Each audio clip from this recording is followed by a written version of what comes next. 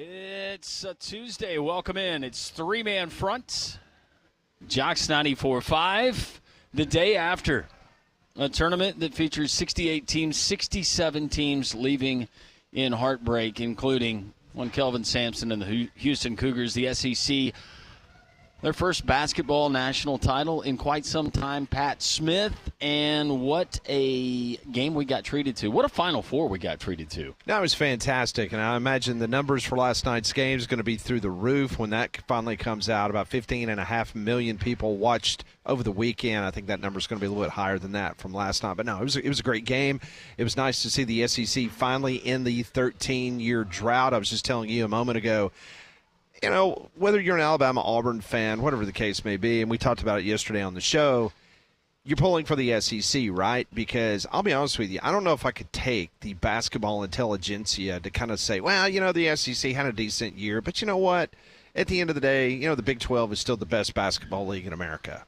So I just couldn't live with that. So I'm glad the SEC, Florida, kind of had us worried there for, about 19 minutes and oh my goodness. 30 seconds.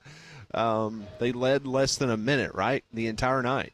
Yeah, and it hasn't – but they found themselves in those situations throughout the tournament, whether it was a UConn game, whether it was Texas Tech, Auburn in the semifinal, and then last night.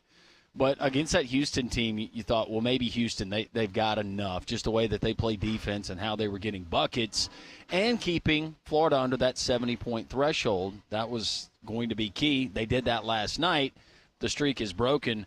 And for Kelvin Sampson, it was bittersweet for me just seeing a guy that, and watching his press conference on Sunday, how emotional, how much it would mean not only to that school, to that program, but to Kelvin Sampson personally and the career that he's had and kind of putting a bow on it. But it's not the case, and Todd Golden and the Florida Gators, once again, national champions of the college basketball world. You know, the thing that was developing during the game that I was getting really irritated about, so in the first half, you basically had a football game going on between Houston and Florida. Yeah. There were 4 total fouls called. And then all of a sudden in the second half, they decide that they are going to make this a ref show. And I hate that more than anything in the world. Why is it that one half of basketball, you are not going to call certain things, and then all of a sudden you had 25 fouls called in the second half? 25. 16 on Houston. 16 of the 25. Now, there was a period there where Florida got popped, the first 4 minutes of the second half. Yeah, early in the second half. Like everything. You gave a tech on the bench was a horse crap call. The technical foul, you know the one I'm talking about? Yeah. I'm not talking about that. No, the one on Chinny Lou slamming the basketball. No, that was legitimate. That was a dumb play. Yeah, that was a dumb play on him, and they had every right to do that. Yeah. But when you're on the other end of the court – and you're in a building with 65,000 people, you mean to tell me that somebody jumping up off the Florida bench, they didn't come on the court? They just jumped up, and then you're going to tee them up all the way on the other end of the floor? I mean, that was bogus. But anyway. It looked like they, in the second half, maybe they got caught where it was, okay, maybe let's even it up. It looked like that they were trying to overcompensate. For not calling anything in the first half? For calls that were egregious or in the first half. I mean, Chinny Lou, he absolutely ran over. Was it Tuggle in the first half? Oh, when he after he scored and was going back down the court? Yeah. He's just never checked up. Well, went shoulder into chest, and they both hit the ground, and there's no call. Well, don't forget about the non-call on the goaltend. Yeah. Florida, it was like international basketball. It was like in the cylinder. Hey, we're not mad about that, Pat. We're fine with that one. Well, just because your wife won the basketball pool. Congratulations to Paige on that. Yeah. I was sweating it out for you. So I'm glad that took It was a big moment in the Van Order household last night. Yeah. Celebration all around. But going back to what you said, Pat, about the SEC, all of this build-up, all of this hype with the league and the 14 teams making the tournament, if the SEC was not crowned a champion, I'm like you. I don't know how much. No, it would have been incessant. The basketball intelligentsia from across the country throwing shade at the conference I could take. But good for the Florida Gators and good for Todd Golden. What a start to his SEC career. Sure is. Now, Walter Clayton, he was pretty much MIA, but he did finish with 11 points all in the second half. But he'll be remembered for that defensive play that he made at the end of the game in which, for whatever reason, Houston decided not to hurl one up. They're going for the win. Walter Clayton wasn't just off in the first half. He was bad. Errant passes, just turning the ball over.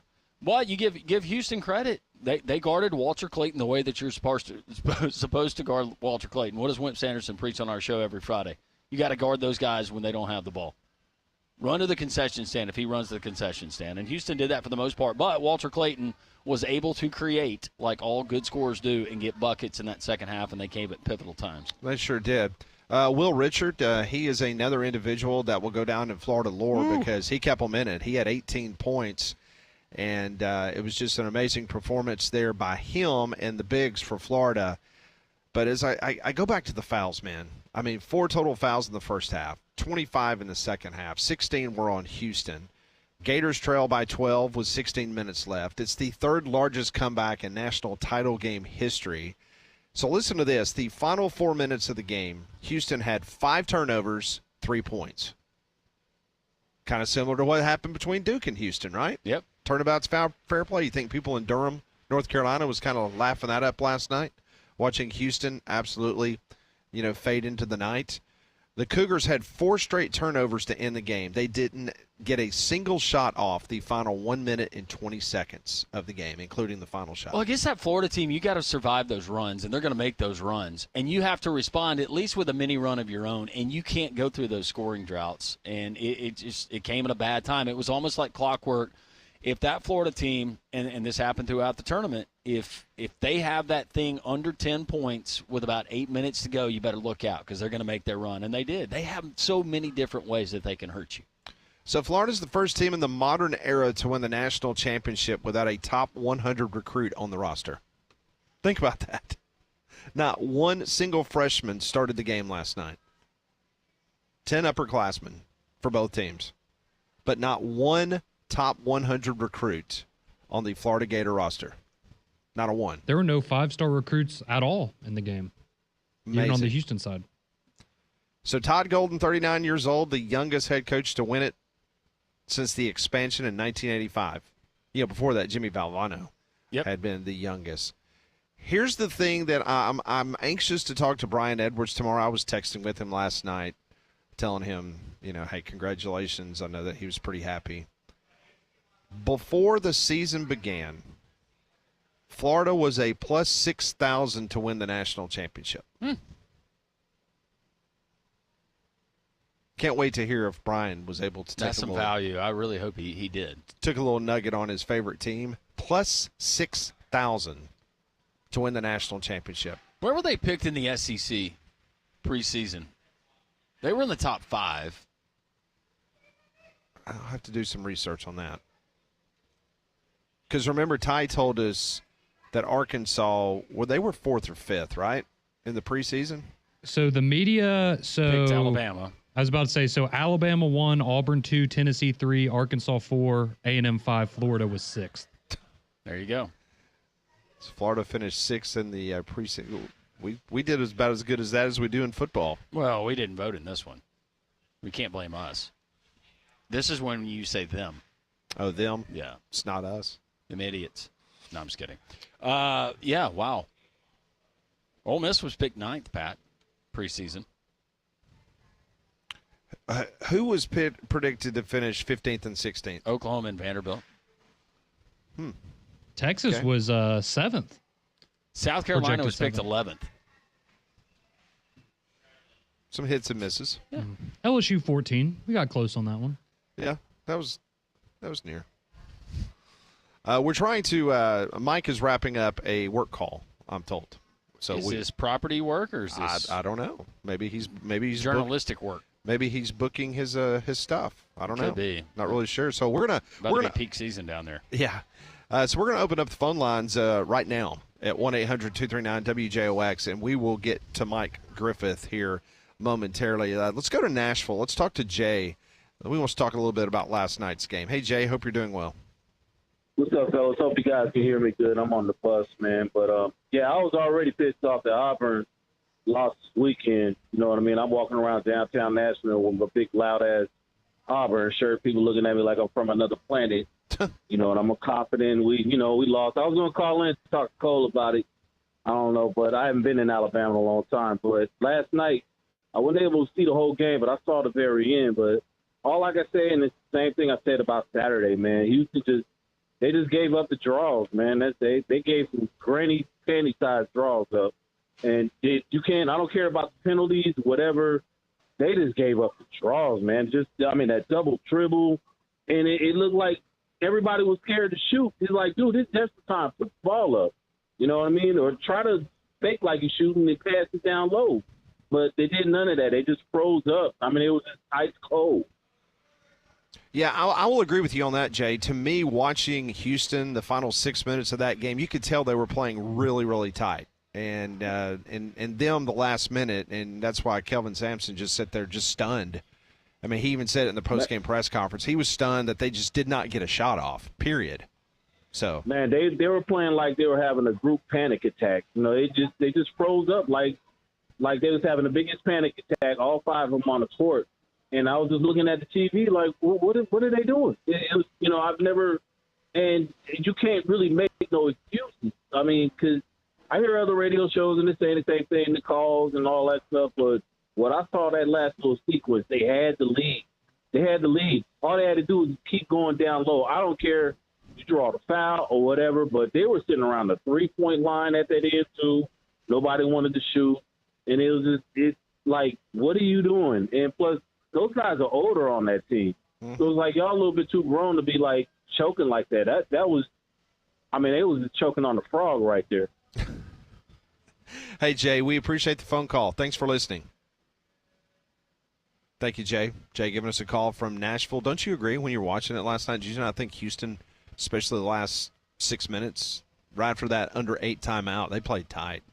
Oh, they played really tight, but they did a good job of responding. They hit some big shots, some rainbow threes at pivotal times in that game. But no, they looked like they were the team that had all the pressure on them, and they duped themselves. It's easy to second guess the end of the game. I think that's what he was alluding to is maybe try to pound it down low and draw a foul. I don't know. That was just for as good as that game was, and I know Florida fans, you loved it because of the defensive play, but that was a crappy way to end a game. Let's go to Pelham Gator. I'm sure he was pretty happy last night, him and Kelly Kitchens and the rest of the Florida faithful. Hey, PG. Hey, guys, it's great to be a Florida Gator today. Of course, I sweated that one out big time, another close one. But, I tell you what, that Houston defense smothered Florida. I mean, I've never seen any guards that could not get open. And finally, Richards did keep us in the game, but Condon was traveling all the time and throwing the ball away. What did they have, about 19 turnovers the first half, it seemed like? They made Walter Clayton uncomfortable, really uncomfortable. Oh, and when he did get the ball, he was rushing his shot. He was throwing it up. And he looked really bad in the first half. So Florida had 9 turnovers in the first half, and they had, I believe in the second half, they had 4. Well, they calmed it down some, that's for sure. But kudos to that doggone Houston. I always said when they first got in the bracket, after they destroyed Tennessee, this team, people are not talking about Houston. All they're talking about is Duke, Florida. I said, this team might win it all. And they came close. In fact, I was discouraged. I was telling Kelly Kitchens, I said, are we going to get to 40 points? I mean, I was starting to think we're not even going to make 40. It's going to be a blowout, and we're really going to look bad. Make the championship game. Everybody be laughing at the SEC. I'm sure Bama hater. Oh, I bet he's hurting a little bit today. But yeah, I'm sure he's pretty upset that the SEC was able to show the college basketball world that is the number 1 conference in basketball. Oh, yeah, I know. That's just killing, Hey, I do, and I wanted to say that, did you know they set a record last night? No other college universities won 3 national titles in football and basketball in the same, what they've done, accomplished. I didn't know that. I always thought, I knew football, Alabama's got about 18 of them, but, they got the basketball thing right there, too, with 3 national. I didn't know that. That was an interesting quote last night. But I got to tell you what, guys, it was very discouraging that first half, and they had that 12-point lead. I said, I don't think we can come back. And, it was just surprising because we just wasn't hitting shots. We couldn't get nobody open. Some of the crazy passes were just going everywhere, and I said, oh, Lord. Not, but hey, I'm a happy camper. Didn't get no sleep last night, but hey, I figures, and I'm coming up there, guys. I'm headed up there, and maybe I can just sit and relax and enjoy you guys. And, well, I'm sure Don will be welcoming you and congratulating you for winning a national championship. Celebrate your natty, PG. Let's go. Yeah, well, you know what about Don? I got to give him kudos because he said Florida was the best team in the country when we won at Auburn, and he told Damian, well, they're the best team in the country, and Damian couldn't understand why you say that. You got the number one team in the country in Auburn, but he was right, and kudos to my lucky rabbit's foot over there, Mr. Conrad. I'm taking you to Vegas, brother. You tell Paige you're gonna have to take a week off with me. I will. Whatever you need, PG. I got you. All right, brother. Thanks, guys, and good luck. Thanks, Paige. She won some money. Appreciate it. See you guys. See you in a little bit. All right, thanks, PG. Congratulations. I know he and Kelly Kitchens and a lot of the Florida faithful in the Birmingham metropolitan area pretty happy this morning as they win the national championship. And let's be honest, before this tournament started, what did most of us in the Southeastern Conference, what did we say? We said that it was probably going to come down to who? Florida and Auburn. Because those are the two teams that we believe that were playing the best basketball. Now, granted, Auburn had lost 3 of their last 4, but just the way that Florida machine started rolling, man, it was something to behold. So the Florida Gators. Yeah, I'm just going back to the Final Four, and we had all 1 seeds, but I was just looking back. Would you say that those 2 games that we got were probably the most competitive that we've had in a while? I know that we've had title games that have been close. Yeah. But as far as all of the games that we had this past week, the entire Final Four, I think it kind of lived up to the billing. No, I agree, because there's always one that just it's just a complete what. So it was good.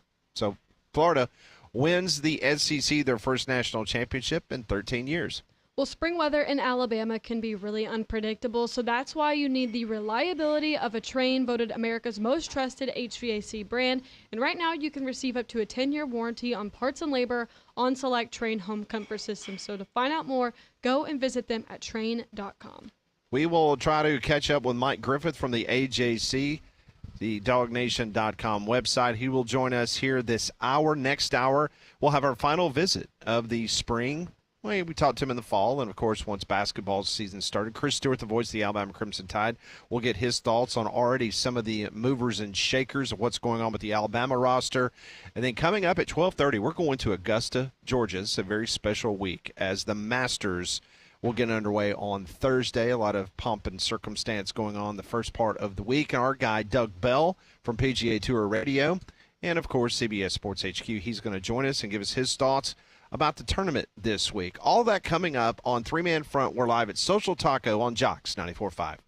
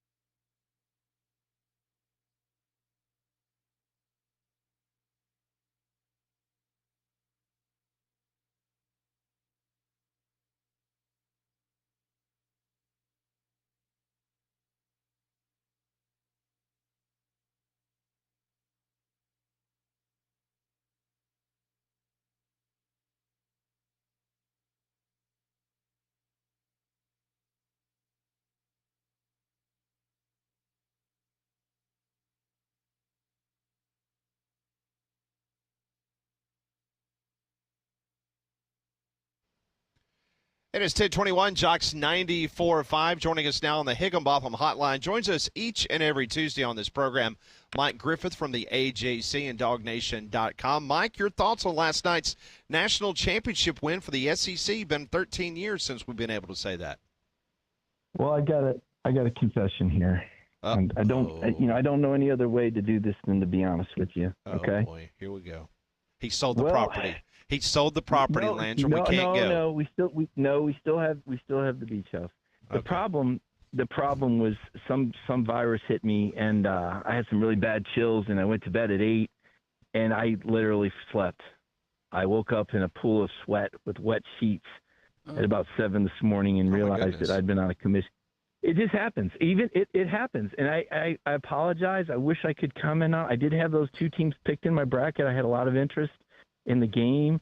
It sounds like same old Florida, but this is one where I'm not going to fake it. I'm not going to try to tell you about a game I didn't see. I had a bad day. I got sick. I had chills, and thank goodness I sweated it all out. I feel like $1 million today, but that one got by me, guys. So I'm sorry I didn't get to watch it live and appreciate the glory of the SEC and another Florida Gators rally. I picked Houston to win it all in my bracket, but there was no money involved in any pools or anything like that, so I didn't really have a rooting interest in it. Florida was amazing. I did see them play throughout the tournament. I was in Atlanta for the regional. My heart went out to Bruce Pearl and Auburn. I thought they gave everything they had, but it sure looked like Florida was a team of destiny. Yeah, it did. When did you learn the final result of the championship game this morning? This morning I woke up and I was going through Twitter and I saw the Calvin Sampson post game and he talked about the last two possessions and I thought he did a really good job. There was all these comments about, oh, you're throwing your kids under the bus. I'm like, this guy's not doing anything. I guess a little bit of me maybe wanted to see him win just because he's a veteran coach who's been through so much in his career and he hasn't he didn't have the benefit of being in the SEC and playing that level of competition all year, and they had to win some close games, and then I think they did about 80% of the people a favor by beating Duke. I think we're all sick of Duke, and I shouldn't speak for that many people. But is 80% too high? How many people really root for Duke anymore? About 6%. No, I think 80% is too low. I mean, honest to God, right? Have we not heard it? And as a Michigan State grad who really likes Tom Izzo, I don't know how many whistles went against Tom Izzo and Mike Krzyzewski, but you could probably put together a pretty good reel of how many times Izzo got duped in those Michigan State Duke games when they would inevitably meet in the tournament. And I walked out of the Final Four with Izzo in Indianapolis. I guess it was I don't know, when would that have been, 2015, 2016 when they – and I can't repeat what he said. it was just – But then there was another game where Duke's getting all the calls down the stretch, and Izzo's just on the side court laughing and shaking his head. And I'm going, what? Who's in charge of this? Like, how does this? And it was Coach K, and I give Coach K a lot of credit. And by the way, he does an amazing podcast now. He's an incredible commentator and on all sports. He's just an amazing dude, obviously. Not to say that he didn't deserve the success he had. I mean, would it be fair to draw a parallel between Nick Saban and Coach K? I kind of feel that, I really do. I think Saban's obviously more powerful and even better with the media than Coach K. But in terms of the knowledge and the dominance in their sport, I think that's a parallel I draw. But Coach K's gone now, so let's get the whistle. That's all I'm saying. Let's even out. Anyway, point being, good for the SEC. It's fitting that the SEC would win early on. There were some skeptics when a lot of teams lost in the first round. Look at the SEC's winning percentage. Well, the Big 12 the SEC won more than 50% of their games in the tournament. And I thought the tournament was outside of the Gonzaga number 8 seed, which still has my head spinning, considering they were number 9 in one metric and number 10 in another, ranked in the top 25. And what my eyes told me, I thought the committee did a really good job with the seeding. And it's supposed to be about that. If they seed properly, that's kind of how it's supposed to work. So I thought the SEC represented really well. And I think it's big for the conference to have their first national title since Cal back in 12 or 13, something like that, 2012 or 13. So that's healthy. That's going to help. Happy ending for the SEC. Florida fans had something to be excited about. It's not going to be their baseball team. What are they, 1-11 now in the league or something like that? What happened down there? I saw the standings this morning. They look horrible. Injuries, And the SEC is good, man. I mean, look, A&M unranked goes in and takes a doubleheader from number 1 ranked Tennessee. You look at the top 10, and I'm trying to think. You got number 1 Arkansas, 2 Texas. You got Ole Miss, Tennessee, and Georgia. I think that's 5 of your top 6 right there, if I'm not mistaken, or 5 of your top 7, depending on the poll. Pretty amazing how LSU. I forgot LSU. Maybe 6 of the top 7. The conference is so good, and it's enticing, and hopefully SEC baseball now gets a really big push and lift. And I know it's not a high revenue sport, but I think it's worth watching. I think we've got some amazing talent in this league. So I want to go back to something you were talking about, the national view of the SEC and basketball. Do you think they're chalking this up as a one and done for this year in the SEC, kind of an anomaly, or do you think that this has got staying power in regards to how much money is being put forth to these basketball programs, similar to what we saw once the SEC football machine got going? Well, I'd say a couple of things. So there's some leagues that don't, there's some programs that are pretty much basketball only, right? So if we're going to deal with this $20.5 million cap, I don't think Gonzaga has a football team, do they? They do. So they could obviously, they'd be in a position to put more towards basketball out of that $20.5 million. So there would be some advantages for maybe some of the St. John's. I don't know. UConn's an independent in football. I guess they still play it up there, and they got a good coach, by the way. But my point is how the funds are distributed in different conferences is going to be very interesting. 1, 2, the SEC has, to me, clearly the best coaches in the country. I mean, I think that's why you saw so many teams there. I mean, I'd heard a lot about Chris Beard, but until I saw him coach against Izzo, I didn't know. And then I watched Ole Miss, and I said, holy cow. Boy, that's amazing. And then you think about St. John's, and I'm pretty sure they lost to – who were the 2 teams? I know Georgia beat them, but there was another. They lost to the 9th and 10th place teams in the SEC, and they were Big East regular season conference. So my point is, you've got the best coaches in this league. Now that we're getting closer to the settlement, which it appears, a couple I's to dot and T's to cross kind of thing, is the SEC going to be able to get the sort of corporate sponsorship they need to be able to pay the players outside of the $20.5 million cap? Because that's what's going to separate the haves from the have-nots. If everybody's at $20.5 million, and not everybody is, some schools aren't going to afford that, but just play the game and say, all right, you've got a level playing field with $20.5 million that the schools can pay, that businesses related, companies related to the school. It's the outside corporate sponsorships that don't count against the cap, and which SEC schools, or which schools in general, are going to be able to secure those sort of NIL deals for their student athletes that don't count against the cap. That's the caveat. That's the goal. That's the mission. That's where the real race is going to begin. We'll continue our conversation with Dog Nation and the AJC's Mike Griffith as we continue live from Social Taco in Homewood. The door's opening 30 minutes from right now on Jocks 94.5.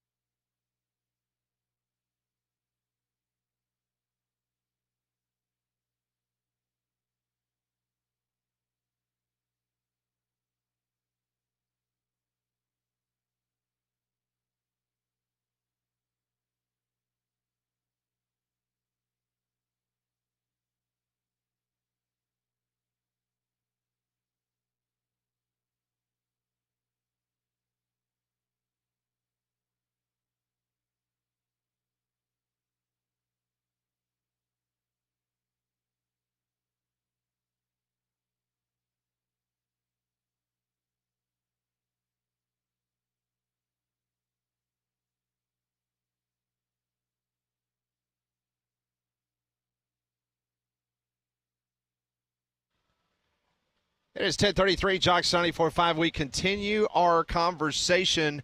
Mike Griffith from DogNation.com also covers the SEC for the AJC. So, Mike, before we talk a little football, I want to finish up talking about this NCAA. They had about a 7-hour hearing yesterday in California. It looks like the federal judge, she has decided that they need to go back and they need to talk about some things, and maybe in the next week or two we might have a little bit more clarity on where this is going. What are you hearing, the people that you talk to around the college industry? Is this thing officially going to get done here in the next couple weeks, and this House settlement is going to move forward? Well, it needs to, because here's the problem. Like, they need it done now, because any deal that's made right now doesn't count against the cap. And so what you have right now is a lot of agents pushing for a lot of money for their clients, right? Because they know that once this settlement is official, it'll be subject to the cap. So this is where a lot of that quote-unquote front-loading that you've heard about, a lot of people are trying to get deals done now. Well, right now the basketball portal is open. So every day that this goes, it's one more day that, you know, there's a lot of this free negotiating going on that's not going to count against the cap, which obviously isn't in the spirit of the direction that NCAA sports wants to go. So there is a time element to this. The football portal opens, the 16th, I guess, 16th to the 25th, something like that. Mm-hmm. So obviously you want it done by then, but even right now with the basketball portal window, I mean, and as far as the things that the judge wants to have done, it will be interesting to see if the roster limitations, I know that there was some hesitancy on her part, and we don't know, again, you know, what her thinking out loud means towards the decision, but maybe that cap on roster size gets phased in. You know, I know right now we're talking about going from 120 to 105 on football, but, you know, perhaps could go from 120 to 115 to 110 to 105 or 120 to 110. I don't know. I don't know if that's just thinking out loud or if that's really something that, you know, could transpire here. And we all know that even after this quote unquote settlement, and, you know, the back pay, the $2.6 billion, whatever, I think that's safely approved. But there's going to be some other questions. You know, the whole how Title IX is applied to this is something that, you know, there'll be, I would say, some litigation. There'll be with that, and how does that get applied, and when does it get applied, and does it matter if it's the school that's raising the money for the $20.5 million cap, or if it's some outside collective? Do they have to answer to Title IX legislation? So there's more to come. You know, we're starting basically a whole new rule book, a whole new way of doing business. And so obviously, you know, there's going to be more rule changes. And again, one of the reasons I love this show, it's amazing how many NASCAR parallels I can draw. But when NASCAR introduces a new car, it's a whole new set of rules, a new template, right? And how teams, you know, work on their cars, or what horsepower they're limited to, or how big the restrictor plate is. And every year it's a little bit different when you introduce something new, right? The rules change. There's going to be some creativity involved, and you have to decide if this is, you know, legal or not legal, right? I guess we go back to Nick Saban with all the coaches in the box, right? There was no rule against that until there was. You know, that was a way that, you know, Alabama found a competitive advantage. Well, is it okay? There was no rule against it. And then I guess eventually there was, right? So they said, okay, well, this has gone too far. So there's a fine line between innovation and trying to skirt the rules. And that's just the nature of competition, I would say. So I don't think anybody's necessarily doing anything wrong, but I think that there's going to be some people that are going to push the envelope, competitive people, because that's how you win. You try to find a winning edge. You know, some people said maybe Michigan went too far with, you know, Connor Scallions or Italian, you know, with his scouting. Okay, well, you can go to look at other games, but not like that, right? Sign stealing, right? How far does that go? You know, there's all sorts of gray matter in anything that you try to legislate, and how far does it go? And this is a whole new world that we're opening up, in my opinion. I don't think it's as cut and dry as, well, here's the settlement, we're done. No, there's a lot of questions now. And there's going to be a lot of, you know, situations, and we're going to ask, how do we, you know, we don't even really know per se how Deloitte is a third party that's going to determine, you know, what passes the smell test for a deal that can go outside the $20.5 million. We're not exactly sure how they're going to do that. I mean, there's going to be some rules in place, and I think there's a committee made up of different representatives from different conferences that are going to help with that implementation. But yet and still, there's going to be situations that are going to pop up that are going to have to be legislated, evaluated, ruled on, challenged.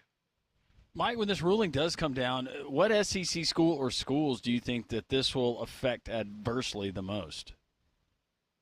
The lower budget ones, you know. I mean, I haven't looked recently at the USA Today athletic department, you know, budget list, but you know, let's just keep kicking Mississippi State around. Seems like that's all we do. You know, I don't know. Does Vanderbilt care? I sometimes they do. They cared about baseball. What does Vanderbilt do? I mean, that's another school we kind of kick around because they were, you know, so dormant with their facility improvement for so long, and complained about that, saying, you know, hey, you're taking the same cut of the pie as everyone else, and we go to your stadium and it's a wreck and dangerous, and people get hurt there on the field. You know, like, you know, Brock Bowers wasn't real happy about the turf there that day, and the construction around the, you know, when I went there for a football game, I mean, there's cranes and stuff around. And what in the world is this? I mean, I don't even know if a high school would try to hold games here under these circumstances, but that was terrible. It was embarrassing. I'm still angry about it, you know, because I look at SEC football, and you know, maybe this is just me because I put SEC football on such a pedestal, but I don't think you should have a bad day. I don't think it's like, oh, well, you know, they're just under construction. No, get your junk together or don't have games there. Don't subject your fans who have this paying experience, who have this Saturday, this memorable day that they're committing their lives to, their finances to go to a game at an SEC stadium. There's a certain level of expectation, right? So enough about Vanderbilt. But Vanderbilt, and they apparently got that taken care of. Vanderbilt, Mississippi State, I'm looking at lower budgeted schools in my mind. And again, I don't have the list in front of me, but those are two schools that I think are probably on the lower end with their athletic department budgets. And, you know, perhaps their corporate potential for corporate sponsorship. Maybe not, you know, Vanderbilt is in Nashville. They've got a large metropolitan area around there that would seem to lend itself to a lot of corporations and businesses. They've got obviously very successful alumni, plenty of money there. They're obviously a high academic school, but should they decide to put their money towards athletics, I think they could, you know, pull a Northwestern. I guess Stanford had it rolling there for a while. We've seen other academic institutions, Duke, you know, that have made a commitment to athletics. Mississippi State is, you know, I think they've done the best with what they have. I mean, I have a lot of respect for that school. Haven't seen the improvements over the years as I've gone to that campus. Obviously, Starkville is not in a very advantageous geographical position. It's kind of hard to get to. It doesn't seem to be a lot of commerce around there outside of agriculture.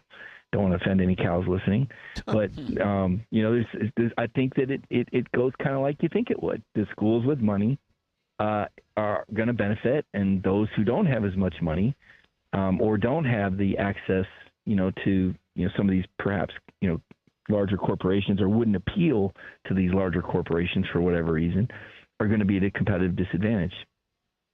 Mike Griffiths is joining us for a few more minutes from the AJCDogNation.com. Okay, let's talk a little football.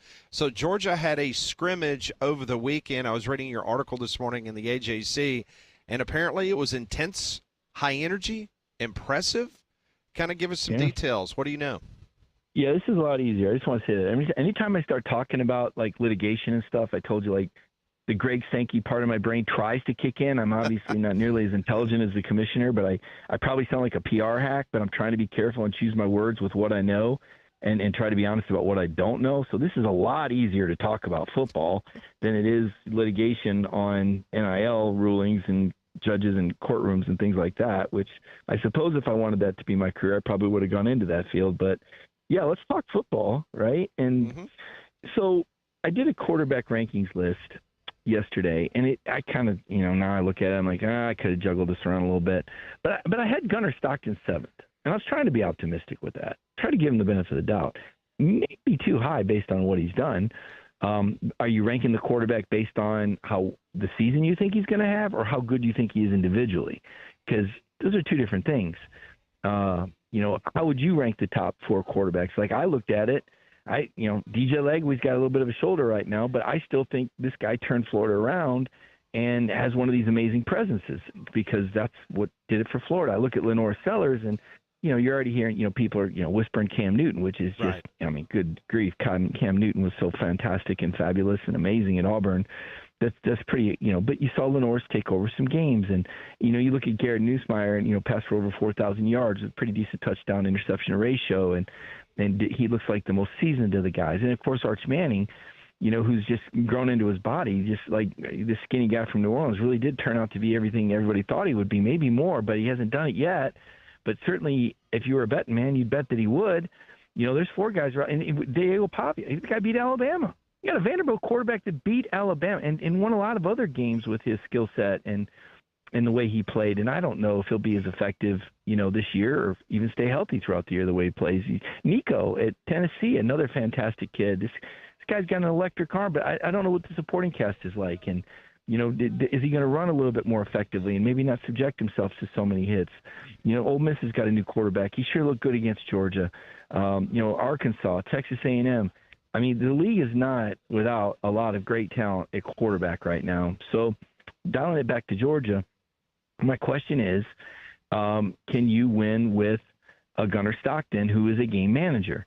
And unfortunately, I think some people have categorized Greg McElroy as a game manager. He kind of gets the tag as, this is what Greg McElroy was a hell of a quarterback. He could have done a lot more than he was asked to do, but he managed the game as he was told to do. So whenever I hear people make that comparison, I'm like, no. Greg McElroy was an amazing quarterback. He did exactly what his head coach told him. You put him in a different offense, Greg could have done a lot more. Trust me. I don't know if Gunnar has that extra. He's got some mobility, but not a lot. And he's got a really good arm, but does he make the NFL throws? Is his stature? You got 6'5", 6'6" linemen in front of him. What's it going to be like?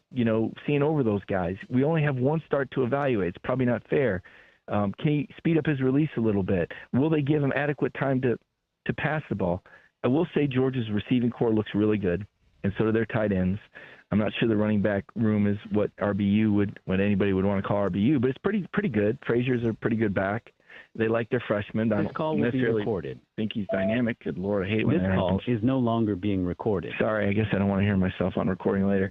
But they look pretty good. Are you recording our phone conversations, Mike? What are you doing? Oh, for Pete's sakes. This thing happens every now and then. This is not Corky Frosted Auburn, Mike, okay? Come on now.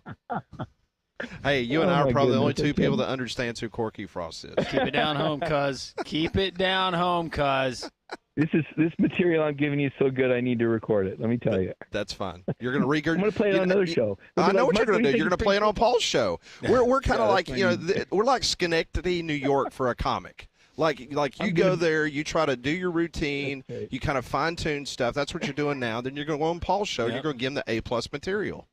That's exactly I'm going to lip sync it. I'm going to lip sync it. I'm going to play the recording. I'm going to lip sync. Is he lip syncing or is he coming up with this off the top of his head? I think Georgia's pretty good. I do. I think they've got some answers. I think they've got a lot of talent. I think Kirby's put the hammer down on a lot of young guys. I think they're going to get the desired results from some of their incoming players. You look at the SEC, though, man, and there's no reason to believe it's not going to be like last year. Georgia had 3 50-50 games. They won 2 of the 3 of them. If you win 2 of the 3 50-50 games, is that going to be enough to get you in the SEC title game? Some teams are a little bit better than you think they're going to be. Some teams are going to be a little bit worse. Georgia's got to play at Auburn and Tennessee. You can say those programs Georgia's dominated them of late, but it's a whole new season, and you're on the road against Auburn and Tennessee. And Auburn and Tennessee ain't easy places to play for anybody. So, you can't just go through the schedule and go, that's a W, that's a W. Hell, the last time they were at Auburn, they darn near lost. And if they didn't have Brock Bowers, they would have. So, Tennessee's Tennessee. It's a 100,000-seat stadium. It's the loudest. One of the Georgia players said, it's the loudest stadium in the league. And when Tennessee's rolling, it is. I can vouch for that. I suppose LSU, has a humble brag there, too, somewhere if it's at night. But my point is, as good as Georgia is, I think the league is going to have this parity continue. Mm-hmm. And, you can say, well, LSU paid for a lot of money. They look awful good, from the portal. Yeah, they do. I don't think Alabama's going to fall off the planet. I think they're going to be good. I know they got a new quarterback, but I've heard a lot of optimism. And, Hugh Freeze at Auburn, the guy can coach. Does he got the talent? Yeah, I'm hearing that he might. I'm hearing Auburn might be pretty testy this year. South Carolina, they've risen up now. We got to take them serious. What happens to Ole Miss? They lost a lot of those guys out of the front seven. New quarterback, can Lane keep it rolling there? There's a lot of questions. A&M, this is year 2, so of the new head coach. Is he going to be able to put it together? Did he change the culture? Did it take him a year to do it? Does he have the players? Texas, Sarkisian, and Arch. Well, what is the ceiling? And what they lost some decent players. How did they replace them? The league, we go on and on. We're 6, 7, 8 teams deep just chatting here, and so Georgia being good. Is one thing, but you're not going to see 21 and 22 Georgia again. It's not going to happen because of this NIL. Guys aren't going to stick around for 3 years to start. They're going to, you can be a number 2 at Georgia, or you go start in another conference, power conference, and make twice as much money. Some kids are going to take that bait. So I don't think you're going to see a super team. I still think that the SEC's balance and depth has kind of ended. I think last year it worked against it. I said that. Ideally, you sit around the table and all the ADs agree we want everybody in the league to be good. Well, everybody in the league was good, and so you didn't get as many teams in the playoff as the Big Ten because you weren't top heavy enough. You had Alabama, South Carolina, and Ole Miss sitting there with 3 losses. All 3 of those teams were better than SMU, no doubt. No doubt about all 3 of those teams were better than Boise State. All 3 of those teams were better than Arizona State. But the way the playoff's drawn up, the SEC parity doesn't work for it right now, which is why it's so important that, they are able to get some guaranteed bids when this new contract comes up, in my opinion, especially if they go to 9 conference games. Mike Griffith, the AJC and DogNation.com. Mike Griffith 32 there on Twitter or the X. Mike, we always appreciate it. Get some Pedialyte. You actually sounded great. You sound great. I got to get the yeah. Well, I'm telling you, I woke up sounding like him, but last night was bad. It was I don't know what it was. The chills, the sweating. I got through it though. I appreciate the support. I'm sorry I couldn't give you commentary on the game. I don't think I would have had a lot of insight. Anyway, other than what you saw. I mean, that's the cool thing about basketball is it's kind of what you see is what you get. I don't think there were any secrets. I think you play that. It would have been a good. I'll tell you this. Mark Few told me this, and he told me this. He kind of gave me an idea. He said, "Well, it's not the best of 7 series. Hey, you want to squeeze a little bit more money out of this? Make the championship a best of 7 or a best of 3. I would have wanted to see Houston and Florida. I would like to see him play. I would have liked to see him play once for that matter. But you get my point. Why not do a best out of 3 if we're going to get to a title match? We do it in the college. Don't we do that in College World Series in baseball? We do. Mm-hmm. Yeah. Full of great why ideas. not? You're paying them now. You're paying these guys. Let's do it. Mike, we always appreciate it. Tell Paul we said hello. All right, we'll do so. Thanks, guys. All right, Mike Griffith joining us. All of our guests join us on the Higginbotham Hotline. You deserve solutions that are built for you. Higginbotham is your one-source solution for insurance, financial, and HR services. Doors open up here at Social Taco in about 9 minutes. Come on by and see us. We're located on the Taco Terrace. This is 3-Man Front, Jocks 94.5.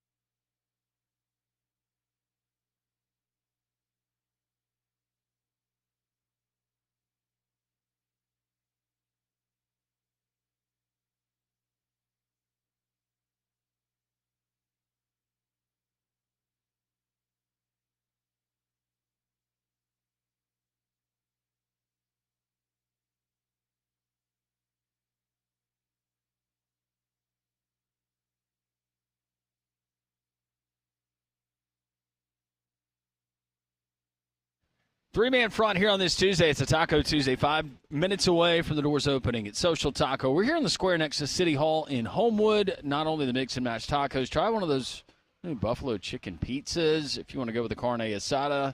They got quesadillas, tacos, of course, burritos, bowls, and so much more. Don't forget about half off happy hour from 3 to 6 Monday through Friday here at Social Taco. What is that? Oh, yeah. Yeah, remember I sent sent you guys, there was a leaked San Francisco Giants baseball jersey. A lot of these teams now, they're cycling through their second City Connect jerseys, and I was hoping that was somebody was pulling a foul prank and sending that out, but apparently it is real. That's not the worst that I've seen this year, though. It's not? I don't think so. I was trying to remember the one that Do you like San Francisco's No, uniforms? I don't like them. Okay. I don't either. The Giants script on there, it looks like something that you would get in Little League. I've seen Little League uniforms look better than that. I was talking about back when I played. Oh, back when you played. Yeah. They didn't get them from them. We got them from the local sporting goods place. It's awful. I mean, that's what. I don't even know what that is. What is that? It's supposed is to be that a butterfly? That's supposed to be a baseball glove. Oh. He looks thrilled to be wearing that. Yeah, he does not look happy at all to be wearing that uniform. Oh, well. The voice of the Alabama Crimson Tide, Chris Stewart, is going to join us momentarily here on Three Man Front. Conrad Van Order might even make an appearance here at Social Taco. Molly Robinson, high atop Red Mountain, keeping us straight and on the narrow path today.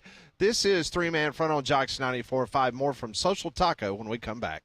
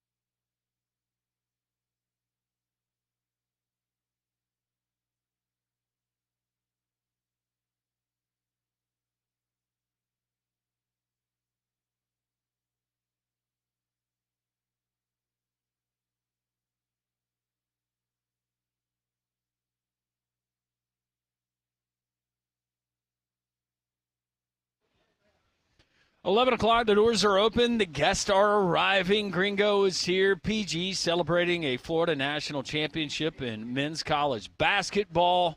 He is the man of the hour. And Don with his Cubs gear on. He has already transitioned to Major League Baseball.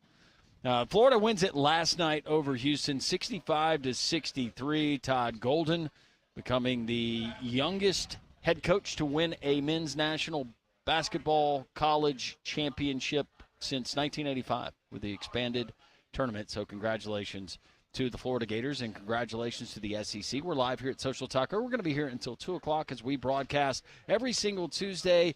The Mix and Match Tacos, all kinds of different deals. You can go to socialtaco.bar for more information to check out the menu before you get in. You know, for some time now, I've been telling you about my good friends over at Abide Roofing. Travis Lloyd and his team, they're absolute pros, and they're offering something really special right now, a complete free roof inspection. No strings attached, no pressure. They just want to give you the honest look at what's going on up on your roof because, like me, I was down on the ground. I had no idea that I had all this damage on top of my roof, but Travis Lloyd got on my roof, and he was able to take a look at it. And he sent a drone up there as well, and he was able to identify quickly where my issues were. And trust me, folks, Abide Roofing and Travis, they know what they're doing. You need to give them a call today, 205-922-7134. Your roof protects everything you care about. Don't wait for a leak to show you where there's a problem. Be proactive. Call Abide Roofing today for that free inspection and get the peace of mind of knowing that all is well and you won't have to worry about the contents inside your house. AbideRoof.com is the website. Phone number again to Travis Lloyd at Abide Roofing is 205-922-7134. AbideRoof.com. Do it for your home. You won't regret it. Chris Stewart, voice of the Alabama Crimson Tide, joins us courtesy of our friends at Craneworks. Lift it, load it, grade it, grind it, move it, haul it, rig it, dig it, Craneworks, Rentalworks, yeah, the big dog's got it. Crimson Tide Network's Chris Stewart on Three Man Front is brought to you by Craneworks. Lift it, buy it, rent it. The big dog's got it. And now, Chris Stewart. And Chris joins us as all of our guests do on the Higginbotham Hotline. Chris, how are you this fine Tuesday? Man, I'm great. Beautiful day. I'm at Timberline, and I'm not going to have to miss a single shot because I don't have my clubs with me. I'm just following my son around in his last middle school golf tournament. Oh, wow. Nice. So, what hole is he on? How's he doing?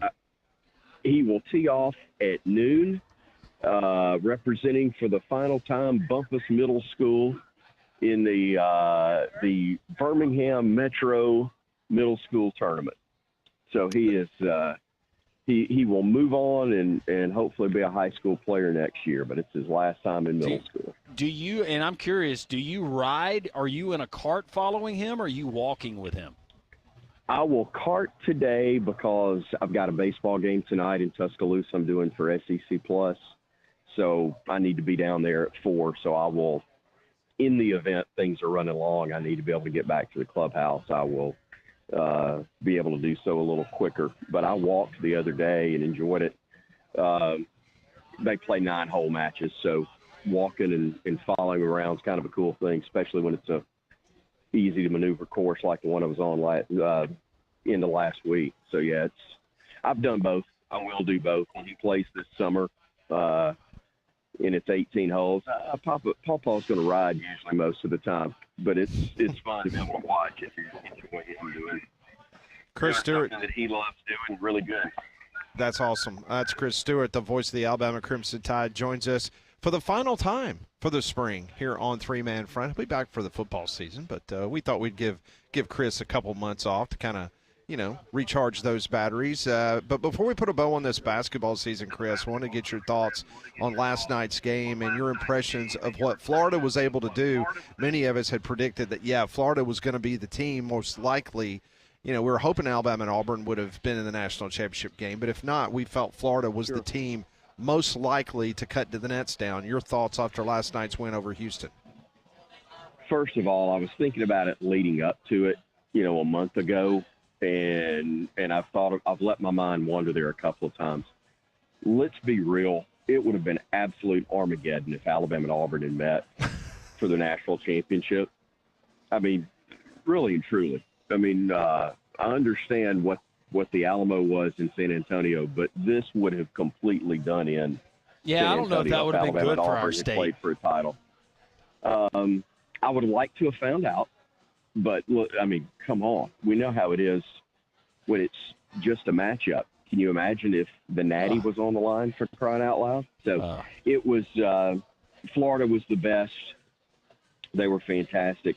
I did think it was really ironic that Houston lost the national title in a manner that was somewhat similar to what got them in the championship game. You know, the comeback and the incredible rally they had in the semis against Duke, and then to have not as dramatic a loss of the lead, but to have only trailed about a minute and a half of the game, but it's the part that mattered most, the part that involves them putting the name on the trophy forever.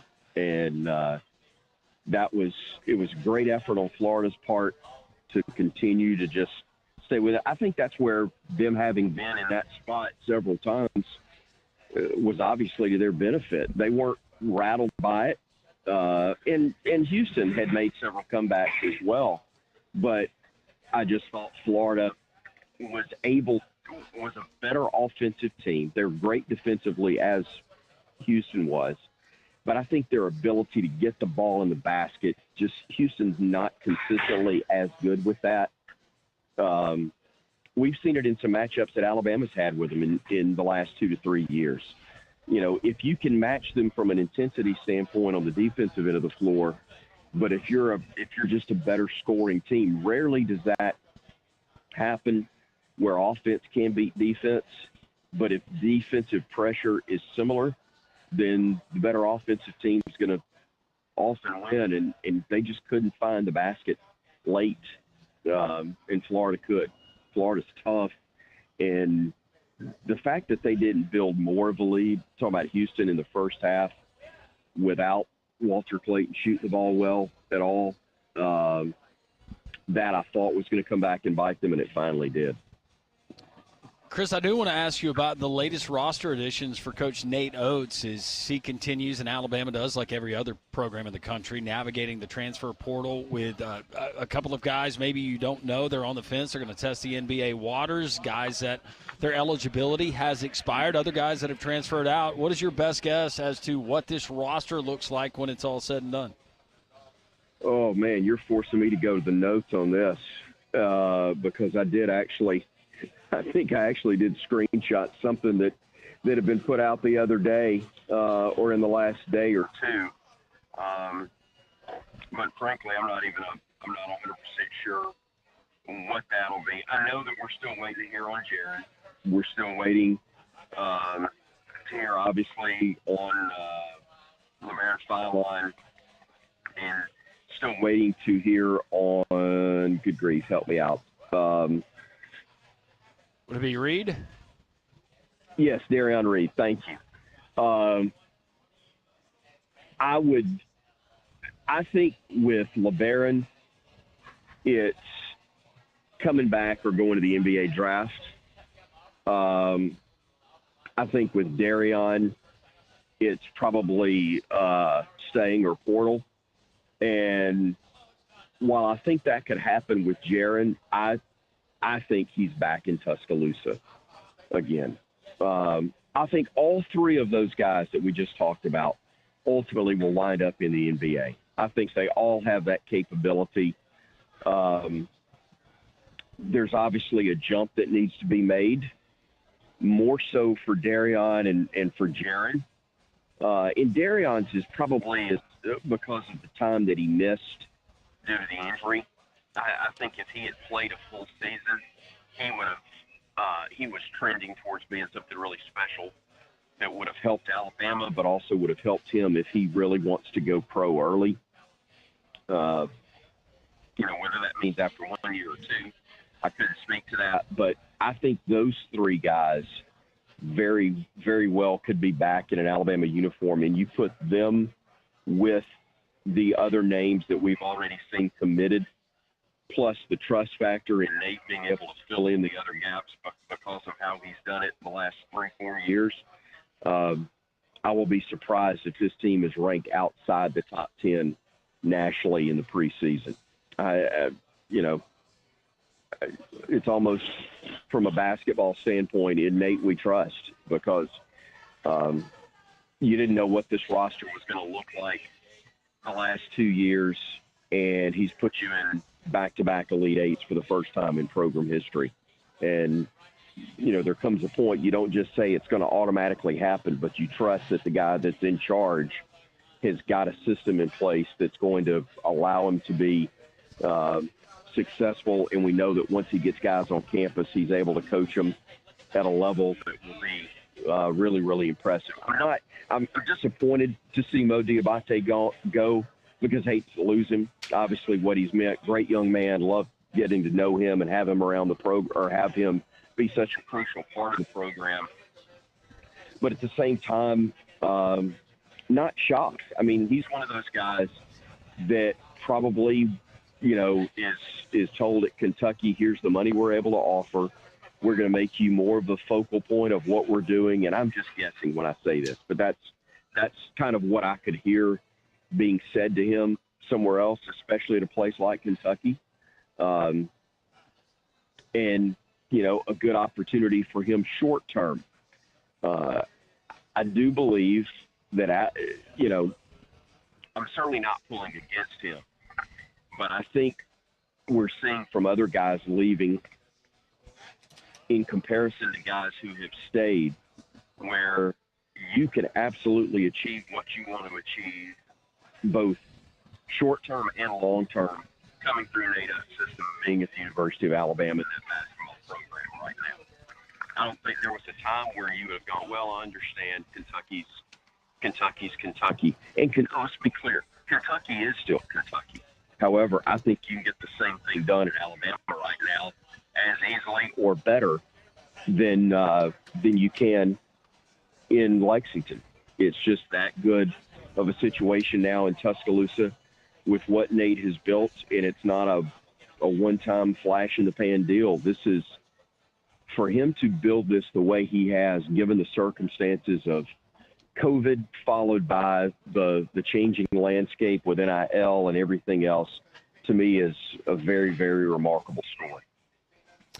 That is the voice of the Alabama Crimson Tide, Chris Stewart. Chris, we can't thank you enough. Your visits during the football season, and of course it was extended throughout this historic basketball season. We can't thank you enough, and we also can't thank enough our fine sponsor, Craneworks, that once again brought to us each and every Wednesday.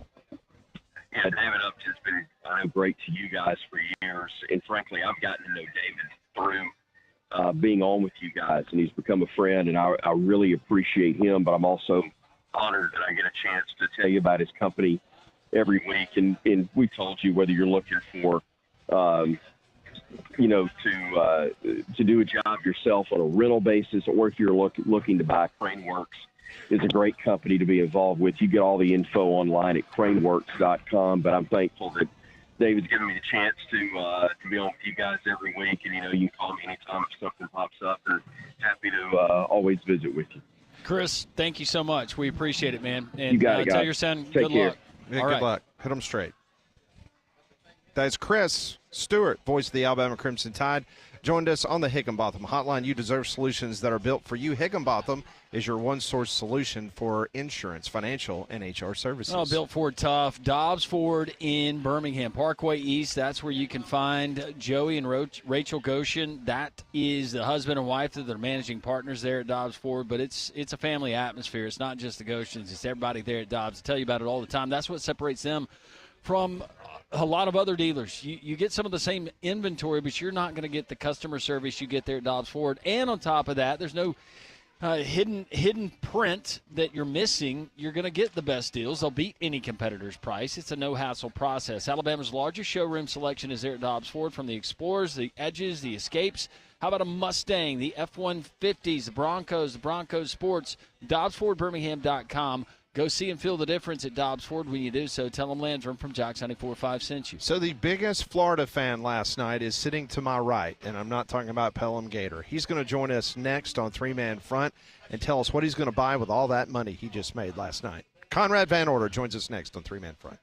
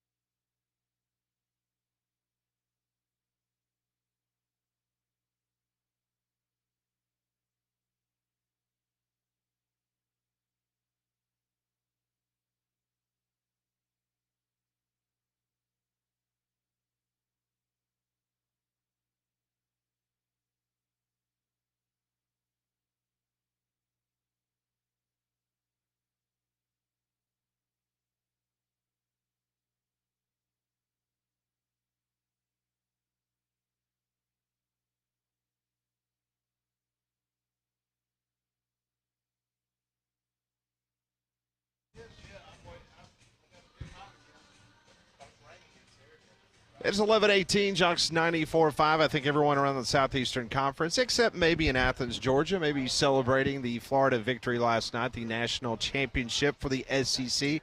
First time in 13 years that the conference has been able to win a national championship. So congrats to the Florida Gators. Well, if you're looking for a great place to spend this month of April, you need to go and check out our friends at Trim Tab. So this Thursday, April 10th through the 13th, you can go by and you can watch the Masters all weekend long. Also, this Saturday, April 12th, Faith Skate Supply will be there starting at 12 p.m. There will be music and vendors and lots of skating. Paradise Chow, the food truck, is there every single day. Also, Red Mountain Crawfish, they start at 2 p.m. every day and are here until Friday, April 18th. Also, Blackberry Breeze, the band will be there. Plus, don't forget that Thursday, April 24th, we will be there for the NFL draft party. So go by and see our friends at Trim Tab. Okay, so last night, as we concluded the college basketball season, we had 67 entries in our office basketball pool. And it came down to last night's game because Paige, who goes under the name of Buckyball on her entry, don't know why she chose that terminology. Yep. But she did. Just random. Just random? Random name generator. I'll tell you what, you are riding the gravy train with biscuit wheels right now, my friend. What is that? What? You really are. Winning the bracket, your wife winning the bracket, Bucky leaves town, your Yankees are in first. You found a pair of socks to wear. I did. I'm wearing socks today. That's all right. You've won 5 more games than my Braves. I wasn't going to bring that up, but yes, that is fair. I'll bring it up. I'll own it. We're back at it. Get back on the saddle today. No, but you're doing well. I appreciate that. I like to think I played a part in some of that, but yeah, I'll take the gravy train. 67 people entered our contest, and 31 of those said that Florida would win the national championship. But last night, if Houston would have won, an individual that was in 16th place yesterday would have gotten enough points to leapfrog Paige and would have won the championship. Because the title game was worth, what, like 35 points or something like that? 32 points. 32 points. It's a lot of points. But the thing that's impressing me about this is that she had 55 wins. Oh, yeah, she clobbered everybody. Through the whole tournament. Yeah. Yeah. That's unbelievable. Well, in one of my brackets, I couldn't believe this was my one that was getting the hind teat. And Dan Hurley's hemorrhoid? Yeah.